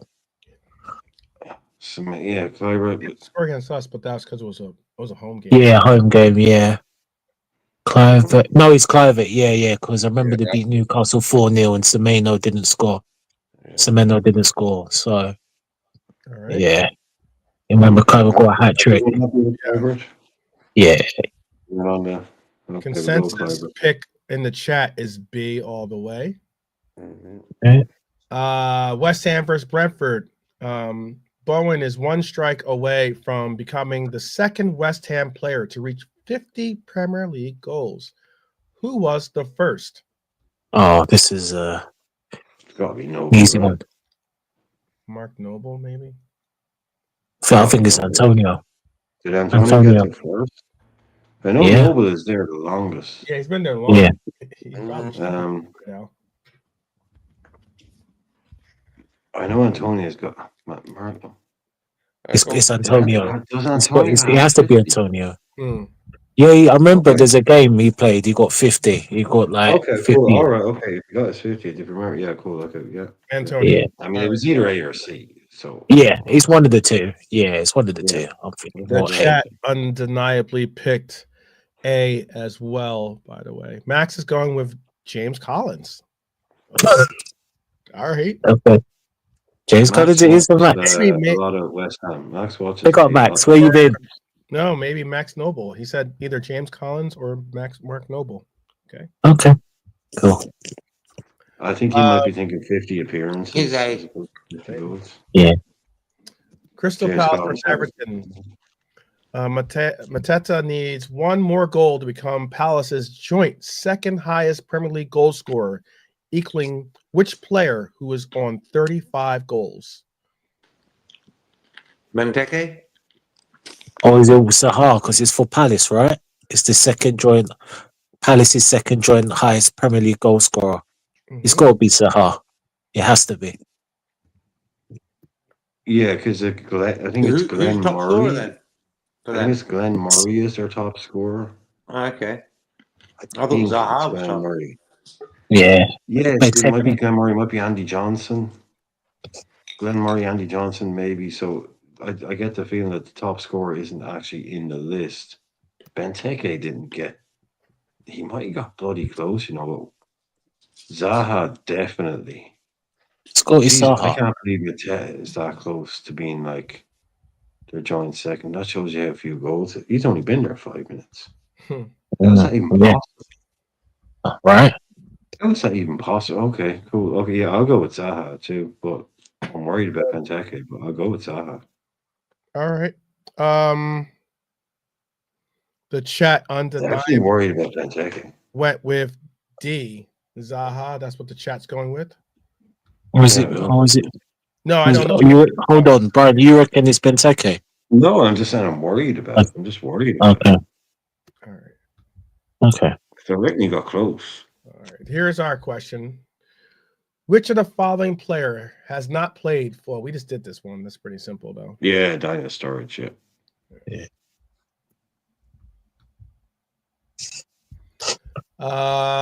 Spurs versus Man U. Ange could become the 4th manager to go unbeaten in his first 4 Premier League matches against Manchester United. Which of these following managers did not achieve this? You can tell Andy's a Liverpool fan. He tries harder against United.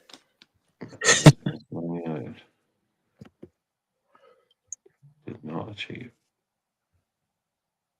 Right, okay. Oh, it's a trick question.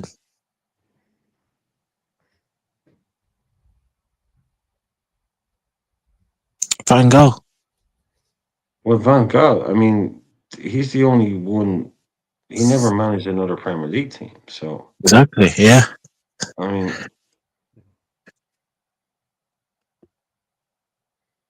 so we just assume it's that. I suppose is it, and go with Louis Van Gaal. It's a trick question. Yeah. Kind of thing. It's a trick question. Yeah. His first 4 matches against Man United, and he's never played against Man United. He's only managed Man United. So Yeah. yeah, it's him. Okay. Yeah. Okay. The chat went D, or KJ went Nuno. Robert went D, Max D, Bernie B. I know KJ changed his answer to D. Okay. Let's see what we It's got. got to be. It's Premier League only, right? Wow. Well done to the panel. There you go. Where was it There you wrong? go. Come on. Just tell me. I don't care. Just tell me what we got wrong. I bet it's the one that you said, Benteke. I bet. It's Zaha. It is the. It was Benteke. Yeah. Yeah, Oh, that's what I was going wow. to say. Do you? Yeah, it was Benteke. I knew he worried me. I said he worried me. Yeah, I was willing to change it. I told you Benteke, bro. Wow, you could have got 100. Bro, Actually, I knew that's it the was Benteke. I knew Zaha was probably their highest scorer. Well, why didn't you? I was saying it was worried. Where were you? exactly. I was Straight willing to back, change it. I said to Benteke straight away. My first initial answer was Benteke. We would have got them all right, No. bro. But I was That's- the one saying I was really worried about Benteke. Where were you when we should come back in and said, Yeah, where were you, JK? Where were you, Then man? David, I'm here now, bro. My first. Yeah. Let's rewind the tape. Rewind the tape. I'm Okay. not saying you didn't. Hey, say we it. delivered the Let's stream. rewind those tapes. Yeah, we would have gotten them I all did say right. Benteke, bro. Yeah, you had the chance. Kelly. You definitely had the I didn't chance. hear that, JK, because I was all bad. I was like, "Do you want to change it?" I was Everyone's like, got hearing "Ask him to problems how." all of a sudden. Everyone's got hearing problems all of a sudden. Take No, care, I Lee. just- We'll catch you tomorrow, bro. Gonna Yeah, take no, the it's check good to to- JK. all these gone. Huh? Can we turn off private chat now? It's quiz over. Yeah. 110 Cool. comments since everyone's been involved. Yeah. Had a lot of answers from the chat. Let me get my camera back. Bring it in. Big up to Lee. Big up on joining us. He had to step out. But Big up, Lee. that was good though. You guys answered a lot more than I expected. I mean, you guys got a very good knowledge of the league. That was really good. Did he say expected? Well, because I didn't expect. I didn't. Yeah, I know. Yeah, I know. That was I'm in a cheeky, charitable mood. I'm not going to say I anything. It's just like, thanks for the backhanded compliment there. No, You guys were I mean, way less shit than I thought you were going to be. Oh, I mean, considering the last quiz, you guys didn't do too well either, so it's all good. It's all good. That was going back histories. There you go. Reserve players. Espen was a shout. That was a good shout. Oh, the classic. Yeah. At what minute did did Liverpool score the fourth goal in a 12-0 win in 1982? Those questions. Yeah, we're very bad at those questions. Oh, all right. I know that was an error that you definitely I thought would seemingly remember. I don't work for LiverpoolFC.com, but that was the quiz they gave us, so I thought it'd be fun to do. And I thought this would be fun as well. Hopefully it was for you guys as well out there. You guys did well. I think the chat did well too. Chat got a lot of the answers right. They got the same one wrong you did too, by the way. They went with Zaha. I got it right. I'm going with that. I got it right. All right.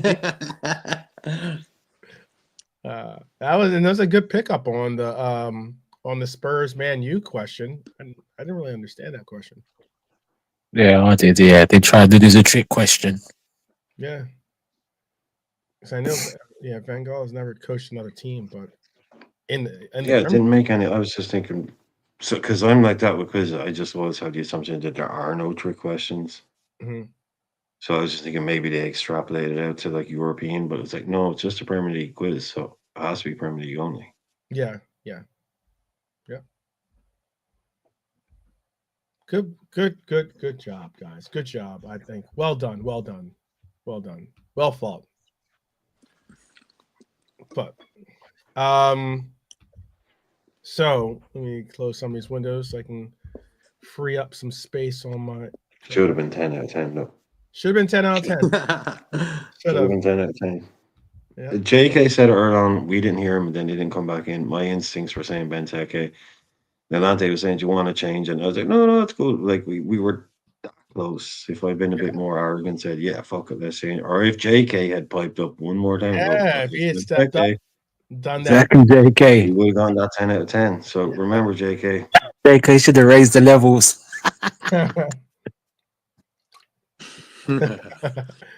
Oh, He's man. gone to the pub Bless now. Bernadette. He's gone to the pub now because I he knows know. it should have been 10 out of 10. He knows he's sitting there going, "It should have been a fucking 10 out of 10, la. Should have been 10 out of 10. Should have turned his mic up. Fucking Should Benteke. have turned his Fucking mic up. Benteke." Jeez. How often have we Well said done, that? well done to everyone, even the chat. Big up. We've said that once or twice before. Yeah, when exactly? When is the? How could we ever thought Benteke would let us down even more again? Now that he was gone, Yeah. we thought we were free of the Benteke hurt, but he's come back to hurt us. Mm. All right. Well, yes, that's about it for us today. I don't have anything else lined up for us. Is there anything you guys want to talk about, or is there anything in the chat that you want to bring up real quick before? Did you want maybe the panel to answer, or myself, or you want to quickly discuss before we step out and get ready for the matchup tomorrow? There's only 2 matches tomorrow. Us and was it the who's Man U? Remlock. Man U, yeah, Man U's playing someone. I forget who they're playing. Yeah, whatever. Doesn't matter. Doesn't matter. Tottenham, yeah. Oh, they're playing Spurs. Yeah, of course. Yeah, sure. Yeah, of Yeah. course. Postecoglou is going to win that. Yeah. He beat them 4-0 last time, but that was a different coach. I know. But yeah, is there anything else you want to talk about or bring up real quick before other to the panel? No, there's nothing. Nothing great. Just the results today, but we had the Man City FFP, APT, XYZ, ABC stuff yesterday, whatever it is. That'll go under the radar a little bit, but no, it's just nothing really, nothing extra. Just thanks to everybody for being here. Okay. There's some questions from the chat being Well, posed. that's what Rob is. Sorry, yeah, I don't want to say thanks for everybody. Yeah, if anybody else in the especially in the chat, like we are running under time a little bit, so we've got, our normal run time. So I'm sure there's time left. Yeah, that's why I say Shout we out from have the plenty of chat. time to get into another topic real quick or something. If there is something that you guys do want to bring up, feel free to bring it up. And that's what Hans has asked. He says, how many wins does the panel think we need for the league? Good question. Good question. Very good question. How many teams? Off the top of my head, 7. How many? Off the top of my head, 7. Okay. Yeah, I think 21 points would give us 78, nearly 80 points. Around that. Yeah. Okay. How about for anyone else on the panel? 1. Yeah, well, no, it's like, no, 9. 9 more wins and we're done. Tails are up. Okay.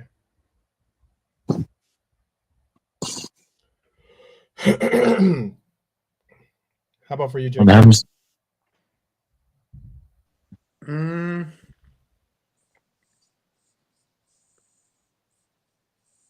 Let's go with.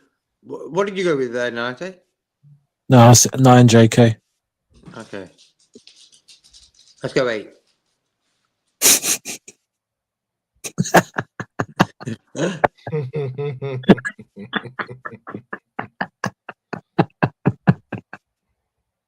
Nine, 8, 7. So yeah, between 7 and 9, yeah, we'll be there thereabouts. JK's doing the Price is Right edition. Exactly. Where's Yo, that? lower. You know, the crowd's yelling, lower. Yeah. You're right, JK. Your special prize is a trip back over here to the parade in May 26. Look what you could have won. Exactly. You could have See the showcase you could have won. a pub quiz with Lee, Max, the whole crew. Oh man. Max. I definitely want to Where see did you 12 say, wins. Max? 12 wins. You think it's going to take 12 wins out of 15? No, Max, it won't be that That's much. the thing, it No, won't no. take 12. Like, I think it'll only take 7, but we'll get more. But I think if we were to look back and then looking at mathematically, it might only take that many more because of how far City are behind us. But out of the 15 games left, Yeah, there's 15 games. we can left. get 30 points. I can see us getting 30 points easily. And I'm saying 21 wins is the league. Mhm.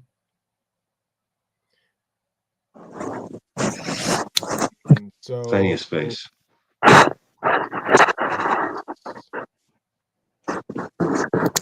Yeah, I mean, it could be. If Arsenal drop So points. the most that Arsenal can get, the Well. most points Arsenal could get, because they have 14 games left, right? Yeah. Most points they can get is 42. 42 points, right? 40 times 3 is 42. And then they have 50 they have 53 points now. If you think that this Arsenal team is going to come out with a 92-point season, then With no, do you think Mikel Marino is going to turn into the next Latan or I something? know exactly. Go No, have come on. at it. If They got do out of that, jail they might today. deserve the title, to be honest with you, because geez, No, that would be no. crazy. But They're going to drop stupid points. yeah, So you're assuming, like, what would it take us to win if City went invincible, like like win every game? Arsenal win every game. No, they're on track for 40. They're on 42 now, right? They've lost their entire strike force. Why would they all of a sudden turn into a super team? Mhm. Max is saying, why can't they get 92? Do you mean why can't get Max? Arsenal? Why can Arsenal Max. can't? It's only a 13 game Arsenal. Max. Seriously. Max, if that happens, I will personally come and take your whole family out to dinner, and then me and you will go and watch a Spurs game together. How about that, Max? And that happens. I Full will personally do box that. on Nolante. Exactly. Max, okay? I'll pay for the limo. Exactly. If they Brian will even come down, mate. Exactly. If they get 92, I'll be paying for the helicopter rides in and out. Or better yet, we'll cancel the Liverpool 12 man show. It'll be the Max show. Be all yours, Max. It'll be your show for the whole. Come on, easy. 92 points. Arsenal. Easy now. Jeez, man. Like, yeah, Mikel Marino comes up. People are now going to go, if that guy comes in, watch his runs. That's it. Stopped. Done. This will work once in a game. This isn't a viable, like, oh, you can imagine the chat now. Oh, he can be false 9 for Arsenal. They had to take off Raheem bloody Sterling, 300 grand a week. Had to be hauled off because he was having such a bad game.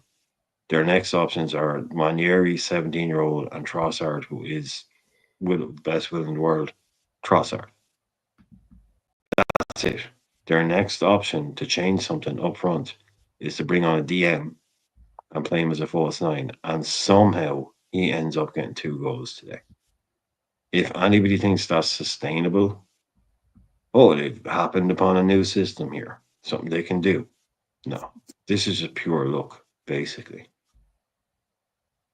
So this isn't something they will drop more points than probably most teams in the running. They've dropped points all season. Why will that change now?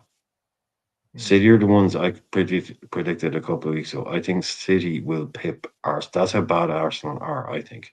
I think City will pip them, even though they're 9 points behind them, I think City will pip them for second. Oh, go on, Brian. I Well, like that. I like that too. bold predictions here. Yeah.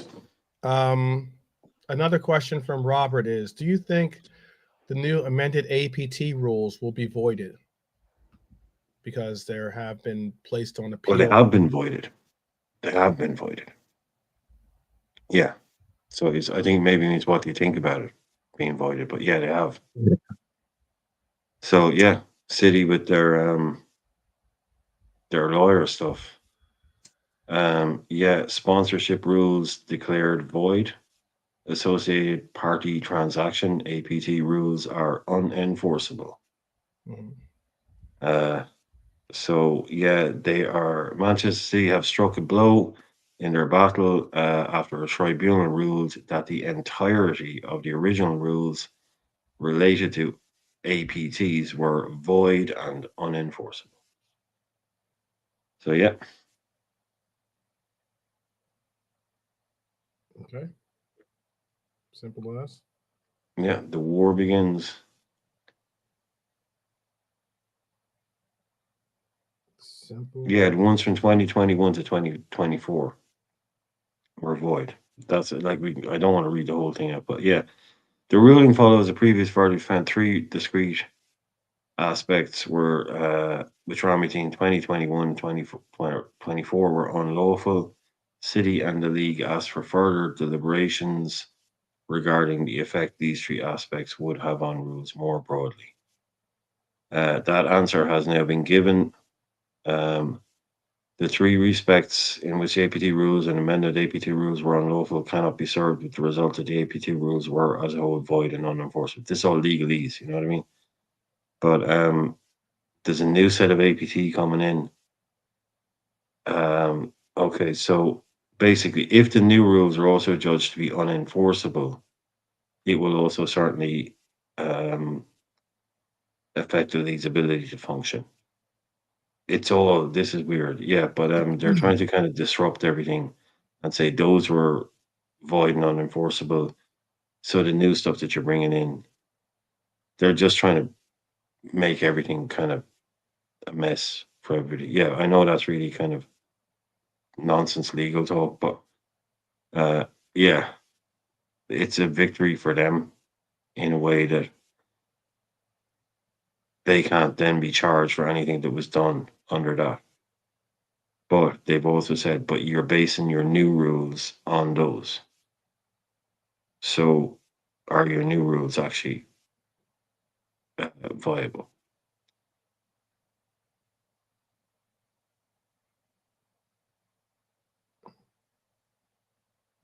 Okay. You know, again, stuff you don't want to have to know about as a football fan.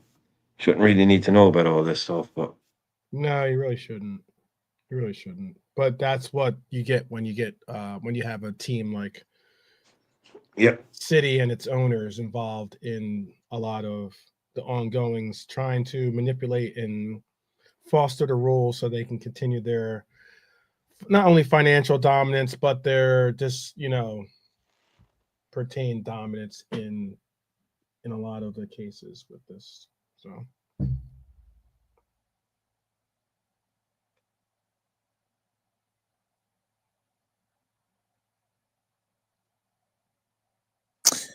See, yeah, Bryce, I'm done. Nice way. Just there's always ways and means to avoid all this. So just another way for them to be go around the circle, around the block, around the means. So mhm. Robert, it's just pointless. It's just another name. That's all it is. Mm-hmm.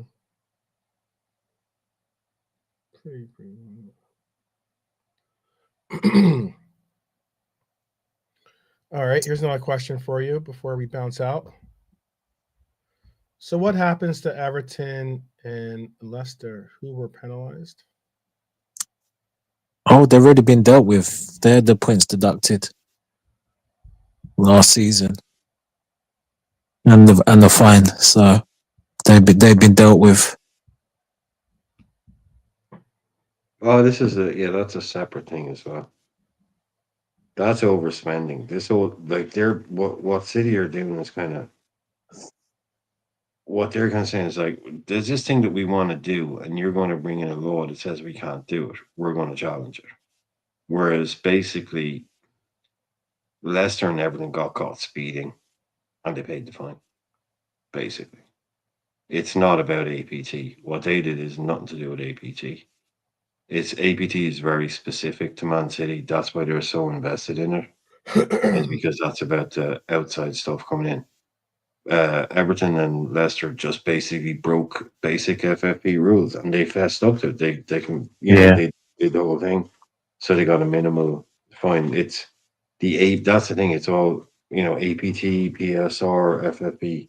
The Different APT names. thing is It's basically like, imagine like if you were a mayor of a town and you know that you've done something wrong, and you know that in a year's time you're going to go up for trial.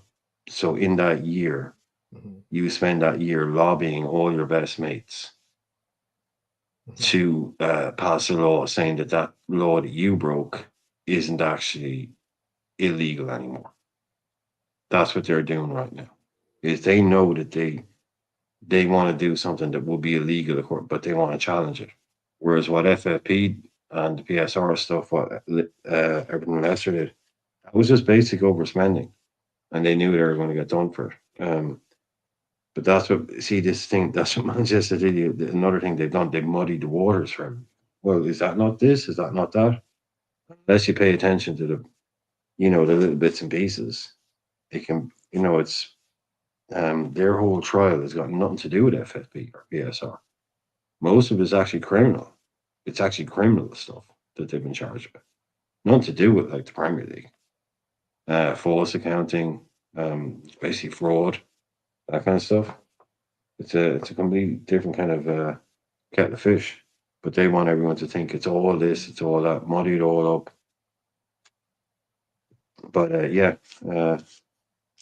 Leicester and Everton, they knew what they'd done. Same with Chelsea. They came out and said, "Oh, we looked in our books. We see that there was some PSR stuff, and if you fess up to it, you get a much lesser sentence, like everything else."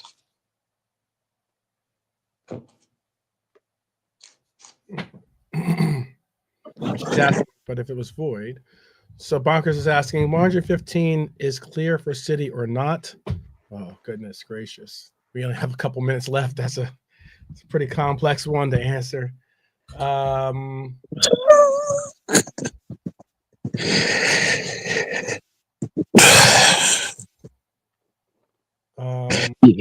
I think that. Yeah, we could save it for tomorrow. Well, no, but it's the game in it, so. Yeah. All I'd say to that Bonkers quickly, sorry, 12, is that they've had City have had legally a first victory in terms of with the FA in terms of financial aspect, in terms of the rules of their spending, which they had victory over the Premier League over that, and with the 115 charges. So, but there'll be more to come on that, to be honest. But yeah, I mean, they preferably won't. They'll probably get a slap on the wrist, but that's for another time. Once it fully comes out, then we can discuss it more.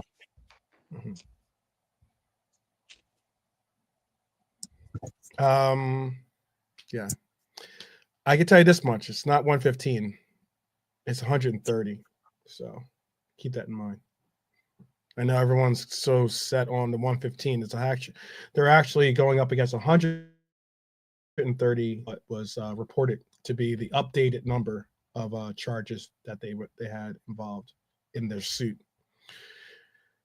I don't know how and why any person would ever think if you were a defendant and you had 130 charges going up against you, chances are you're guilty of one, most likely. Chances are there's a high likelihood. But then again, everyone's innocent until presumed innocent until found guilty. So we'll see. Let's just shake Mansour. Yeah. Unless you're the Sheik Mansour, for sure. Well, that is going to bring us to the end of our segment today. We'll have some questions and maybe a little bit more trivia. I'll try to come up with some more trivia for tomorrow. I do have a cool trivia one. It deals with some graphics that I know I pulled aside. I was going to bring it up today, but again, I'm working on a different computer, so this computer tends to give me different results. So anyway, we will have a roll call tomorrow for this game.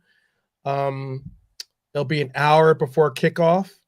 Hopefully you'll be able to join us. Give us a shout as to where you're chiming in from, so that we can give you a shout back as to wish you all the best and all the and to having a good game experience, whether it's pitch side, whether it's pub side, whether it's couch side, whether it's West side. Yeah. That was coming. Yeah. It was coming, bro. It was coming. It was coming. There you go. Quick question then. Which hip hop side do you prefer, West or East? Oh, wow. That's a question we never asked on this show. Yeah. I'm going East. East Coast till I die. I'm going East. East Coast to I die at a red high, stay fly. What you going to I just got East to or say, West? East Coast is Oh, East, my goat. My favorite rappers on the East. So yeah. East Uh-huh. Coast Oh, is East, Brian? easy. hip hop was born on the East Coast. That's what I'm saying. You can have many adaptations many adaptations you want from the West Side, but all remember that it goes back to the roots, the East Coast. Yeah, man. I've seen my favorite artists from the East, Mobb Deep. I've seen them live. Oh, Oh, bro. yeah, bro. Mobb Deep. But I've seen a few East Side artists, Jerry the Damager as well. Amazon, yeah. Yeah, I met him actually. I had a chat with him. He was cool. He was a nice guy actually. Yeah, Jerry Damager. That's one of my favorite artists actually. Nice, Yeah? dude. Honestly, That's killed yeah, him, man. bro. I love Jerry. Yeah. Loon as Come on, well. man. This guy, it did some of his beats, the beats that are for Yeah, Jerry. he was just different. He was just different. Pete Rock and all. But I liked Ice Cube was good live. Yeah. Oh, Cube. Okay. Live, he was just bro. One of the best shows I've seen, man. He was good. Mm. Cypress Hill as well. They were pretty good as well. Yeah. Robert, I'm not going to get into that one. That is silly. I still call it the Gulf of Mexico, so it's all good. All right. See, no one's asked me. No one's asked me if no one's asked me if I for East Side or West I was Side. waiting for that. Yeah. I was saying, bro. I said, Brian. He's still like you didn't answer, bro. I thought you were. That's because you're part of you like the down south music. I thought. Sure, I like a bit of the old Tupac Shakur, myself, but the old Jay-Z, he has a few decent rhymes, himself, But you're over here in Ireland, the East Coast, West Coast, we wouldn't even know the difference now, to be sure. Yeah. See the RJC. Now, which side you going then, Brian? East or West? What sort of sound do you like? I like the Plinky Plink song. That's all I know. So. Eh? The Plinky Plink, the Plink, That's probably in the middle. That's no side. Yeah, Exactly. That's in the wilderness. That's in the I wilderness. still got love for the I know what streets. song he's talking about. He's Yeah. talking about the Plink, plink, plink, plink, yeah. He's talking about Still got love for the streets. Dog, Dr. Dre. Yeah. Oh, you mean DOC? Oh, okay. Yeah. That's Still great. Dre. Okay. Yeah, that's a great. Still Dre. Oh, okay, Brian. Cool. Still Dre. Yeah. Do you know that song actually was written or was created by Scott You? Storch? Scotty Scorch. Yes. No, he blew up all his money. Yeah. He is someone that I don't know him like that, but I know of he was part of the Roots originally. And Yeah. the Roots Was he? Yeah. He was part of the Roots. In what sense? He's the keyboardist for the Roots. Really? He's written I would loads have of, thought. The original keyboard is for the Roots. yeah. Really? He's I written was loads of shocked. those hip hop. Okay. He's written for Bieber and he's written for a lot of those people. Yeah. But People, he's I didn't know the Lean Back, roots. he did that There song. was Lean Back. a crazy story. Yeah, the beat. A real Yeah. crazy story, real quick. So there was a female rapper that was because he's from Philly, or at least he was based at the time in Philly, and there was a female rapper that got signed to Dre's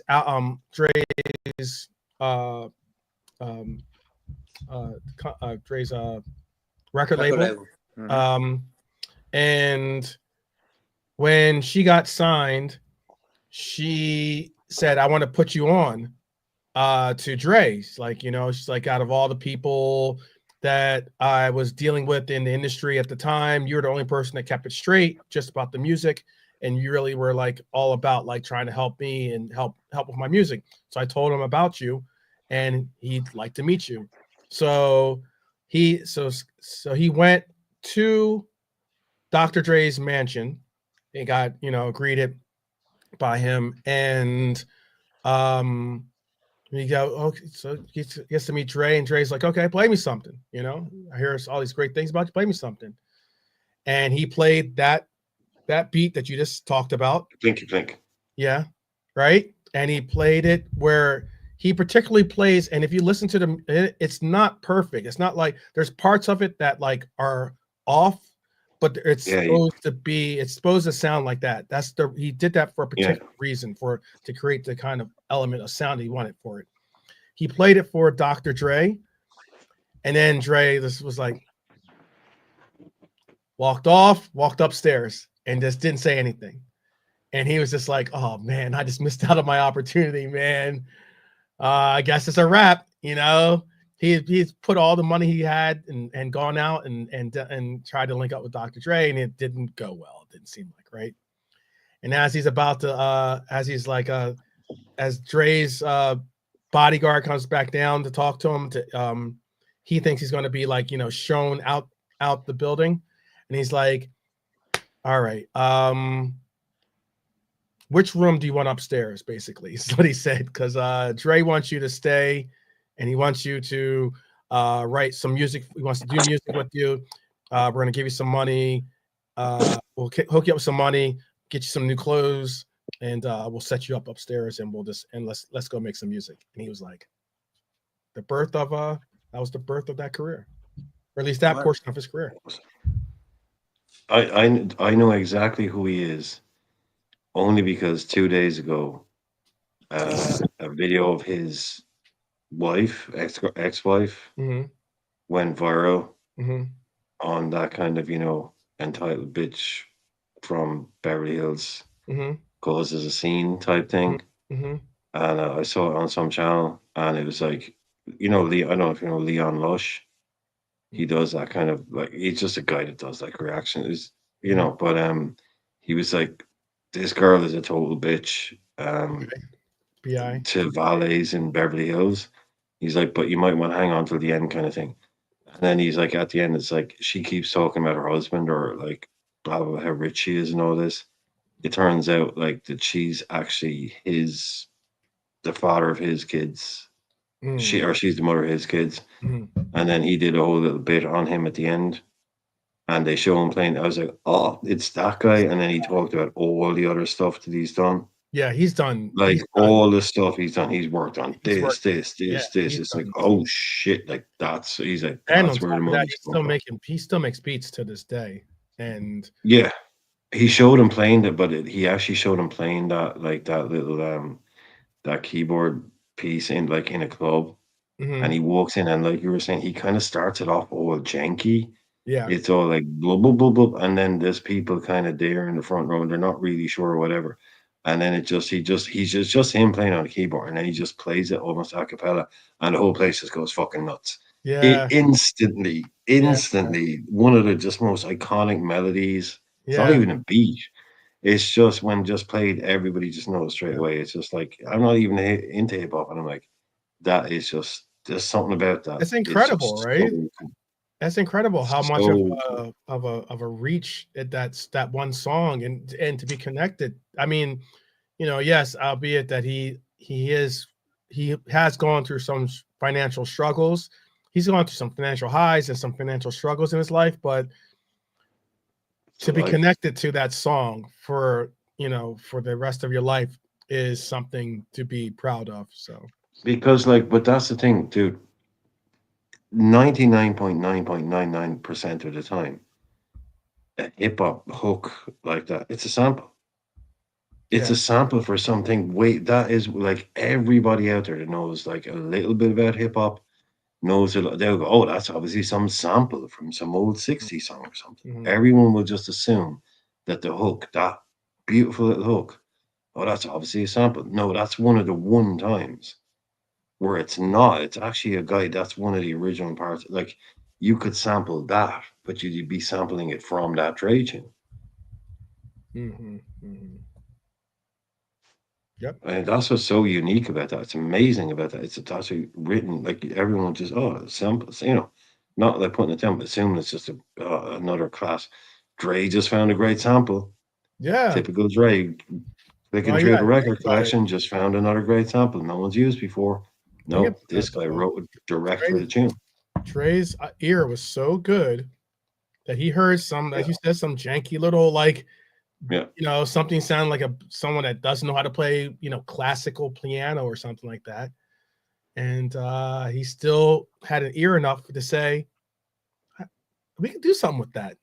Oh, he's straight upstairs and he's on the phone with Snoop Dogg. I've just heard the greatest everything. I've just heard the greatest thing I've ever fucking heard, dude. Yeah. Like I've just heard one of the to just get down here now. I'm locking him up I'm locking him up. I'm giving him a contract right now. Yeah. He's here. He's not leaving. Yeah. He got No, some new clothes in the room so already. right. He's not leaving. Yeah, he was not. He would have needed help getting back to Philly anyway, but yeah, he did not leave after that. But yeah, an incredible era for hip hop right there. The '90s are an incredible era in general. '90s and 2000s are incredible eras for hip hop. Definitely. Well, people, look at that. You got a little preview. You got a little East Coast West Coast rivalry. You got a little bit of a did you know in hip hop history.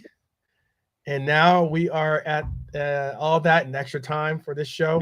We're going to let you guys do your thing though for your Saturdays. I hope that it's a good Saturday for you. If you want a good song, look that song up. It's by Tribe Called Quest. It's a really good song. It's actually a song that gets overlooked. Very overlooked. Being a banana. Yeah. Little Benita Applebaum. Anything on 3 feet Yeah, high and rising. exactly. You want to have a party, just throw on 3 feet high and rising. Just have a party. Yeah. Leave it on all night. Yeah. One album. Absolutely. De La Soul, definitely. But people, we're gonna let you guys enjoy the rest of your Saturday, whether it's morning, evening, afternoon, whichever the case. If you're seeing this on the replay, big up to each and every one of you. Big up to all of you that stuck with us from the very beginning. Big up to those that gave us whatever time they could spare. Appreciate that too. Shout out to Lee. Hopefully Lee will be with us for the roll call tomorrow. And also, hopefully you will be with us tomorrow for the roll call. We'll have a roll call. We'll have a match review. We'll get it all in tomorrow. Definitely going to be an important game for us all to watch and be a part of by putting in the right type of energy for our club because we're going to need it. We are going to need it. All right, people. You guys want to say a final shout? Brian, you want to give a final shout? No, I'm just saying, even on even when it comes to hip hop, I can hold my own. Oh, damn. He's dropped the mic then as well. He just dropped the mic when he said that. There you go. There you go. Right, with the Irish with a backdrop. I know his music. No one ever Brian knows his music. underestimate him. Never And underestimate Don't him. underestimate the Irishman. knows his music. Doctor. He is a doctor for a reason. And Breath Up Red Armchair, man. He was at the spot, he was saying. Yeah, I know. It's wild. Mad. Jeez, what spot? For Tupac got shot. Yeah. And Because when were you there, Red Armchair? Tupac and Shook Knight. Exactly. When were you there? Huh? Yeah, Scotty won't be 96. Huh? Yeah. It's okay. They already arrested the people that did it, apparently. Yeah, still not conclusion it, but yeah. Um, yeah, he's I was not. gonna say quickly, there's a guy called Scorcher as well. He's in the music scene and he's got a song called Jurgen. So you know Yeah, Matt yeah, Top George, Sculpture movement. He was Scorcher, down bro. the road from me. Yeah, bro, He used what to a live guy. down the road from me. Yeah, yeah, Uh-huh. Sculpture, yeah. Featuring DWE. Do you like Double He, E? That guy? He's he wicked. did But check that tune. yeah. Check that song E out. It's double called E. Jurgen, yeah? Yeah, I've seen it, yeah. It's a bit of a tune actually. He even says visual in there. Yeah. It's weird, man, because he's a Spurs fan, Sculpture. Oh. I Yeah. thought he was a Liverpool fan, bro. No. No. Spurs fan. Nah. Yeah, he used to live down the road. You know, in Edmonton. Yeah, he used to live around my way when I used to live in Edmonton. Mm-hmm. That's UK Edmonton, not Canada. Just for the chat. But yeah. Canadians. Yeah. All right. Have a good game, everyone, tomorrow. Enjoy it. Definitely. Latte, what are your final thoughts for this segment? Oh, you don't want to know my final thoughts, man. You don't want to know my final thoughts. What I will say is this: I believe. Okay. Good night. Good night on that. Good night on that. Good night to everyone. Big up to the chat again. Big up to the panel. And we will see you guys for roll call tomorrow. Please join us hour before the game. Definitely tune in. Bring a friend, bring a family member, bring whoever you like. But just be sure to be there yourself. So we will see you tomorrow. Take care. And as always, up the Reds, people. Up the Reds.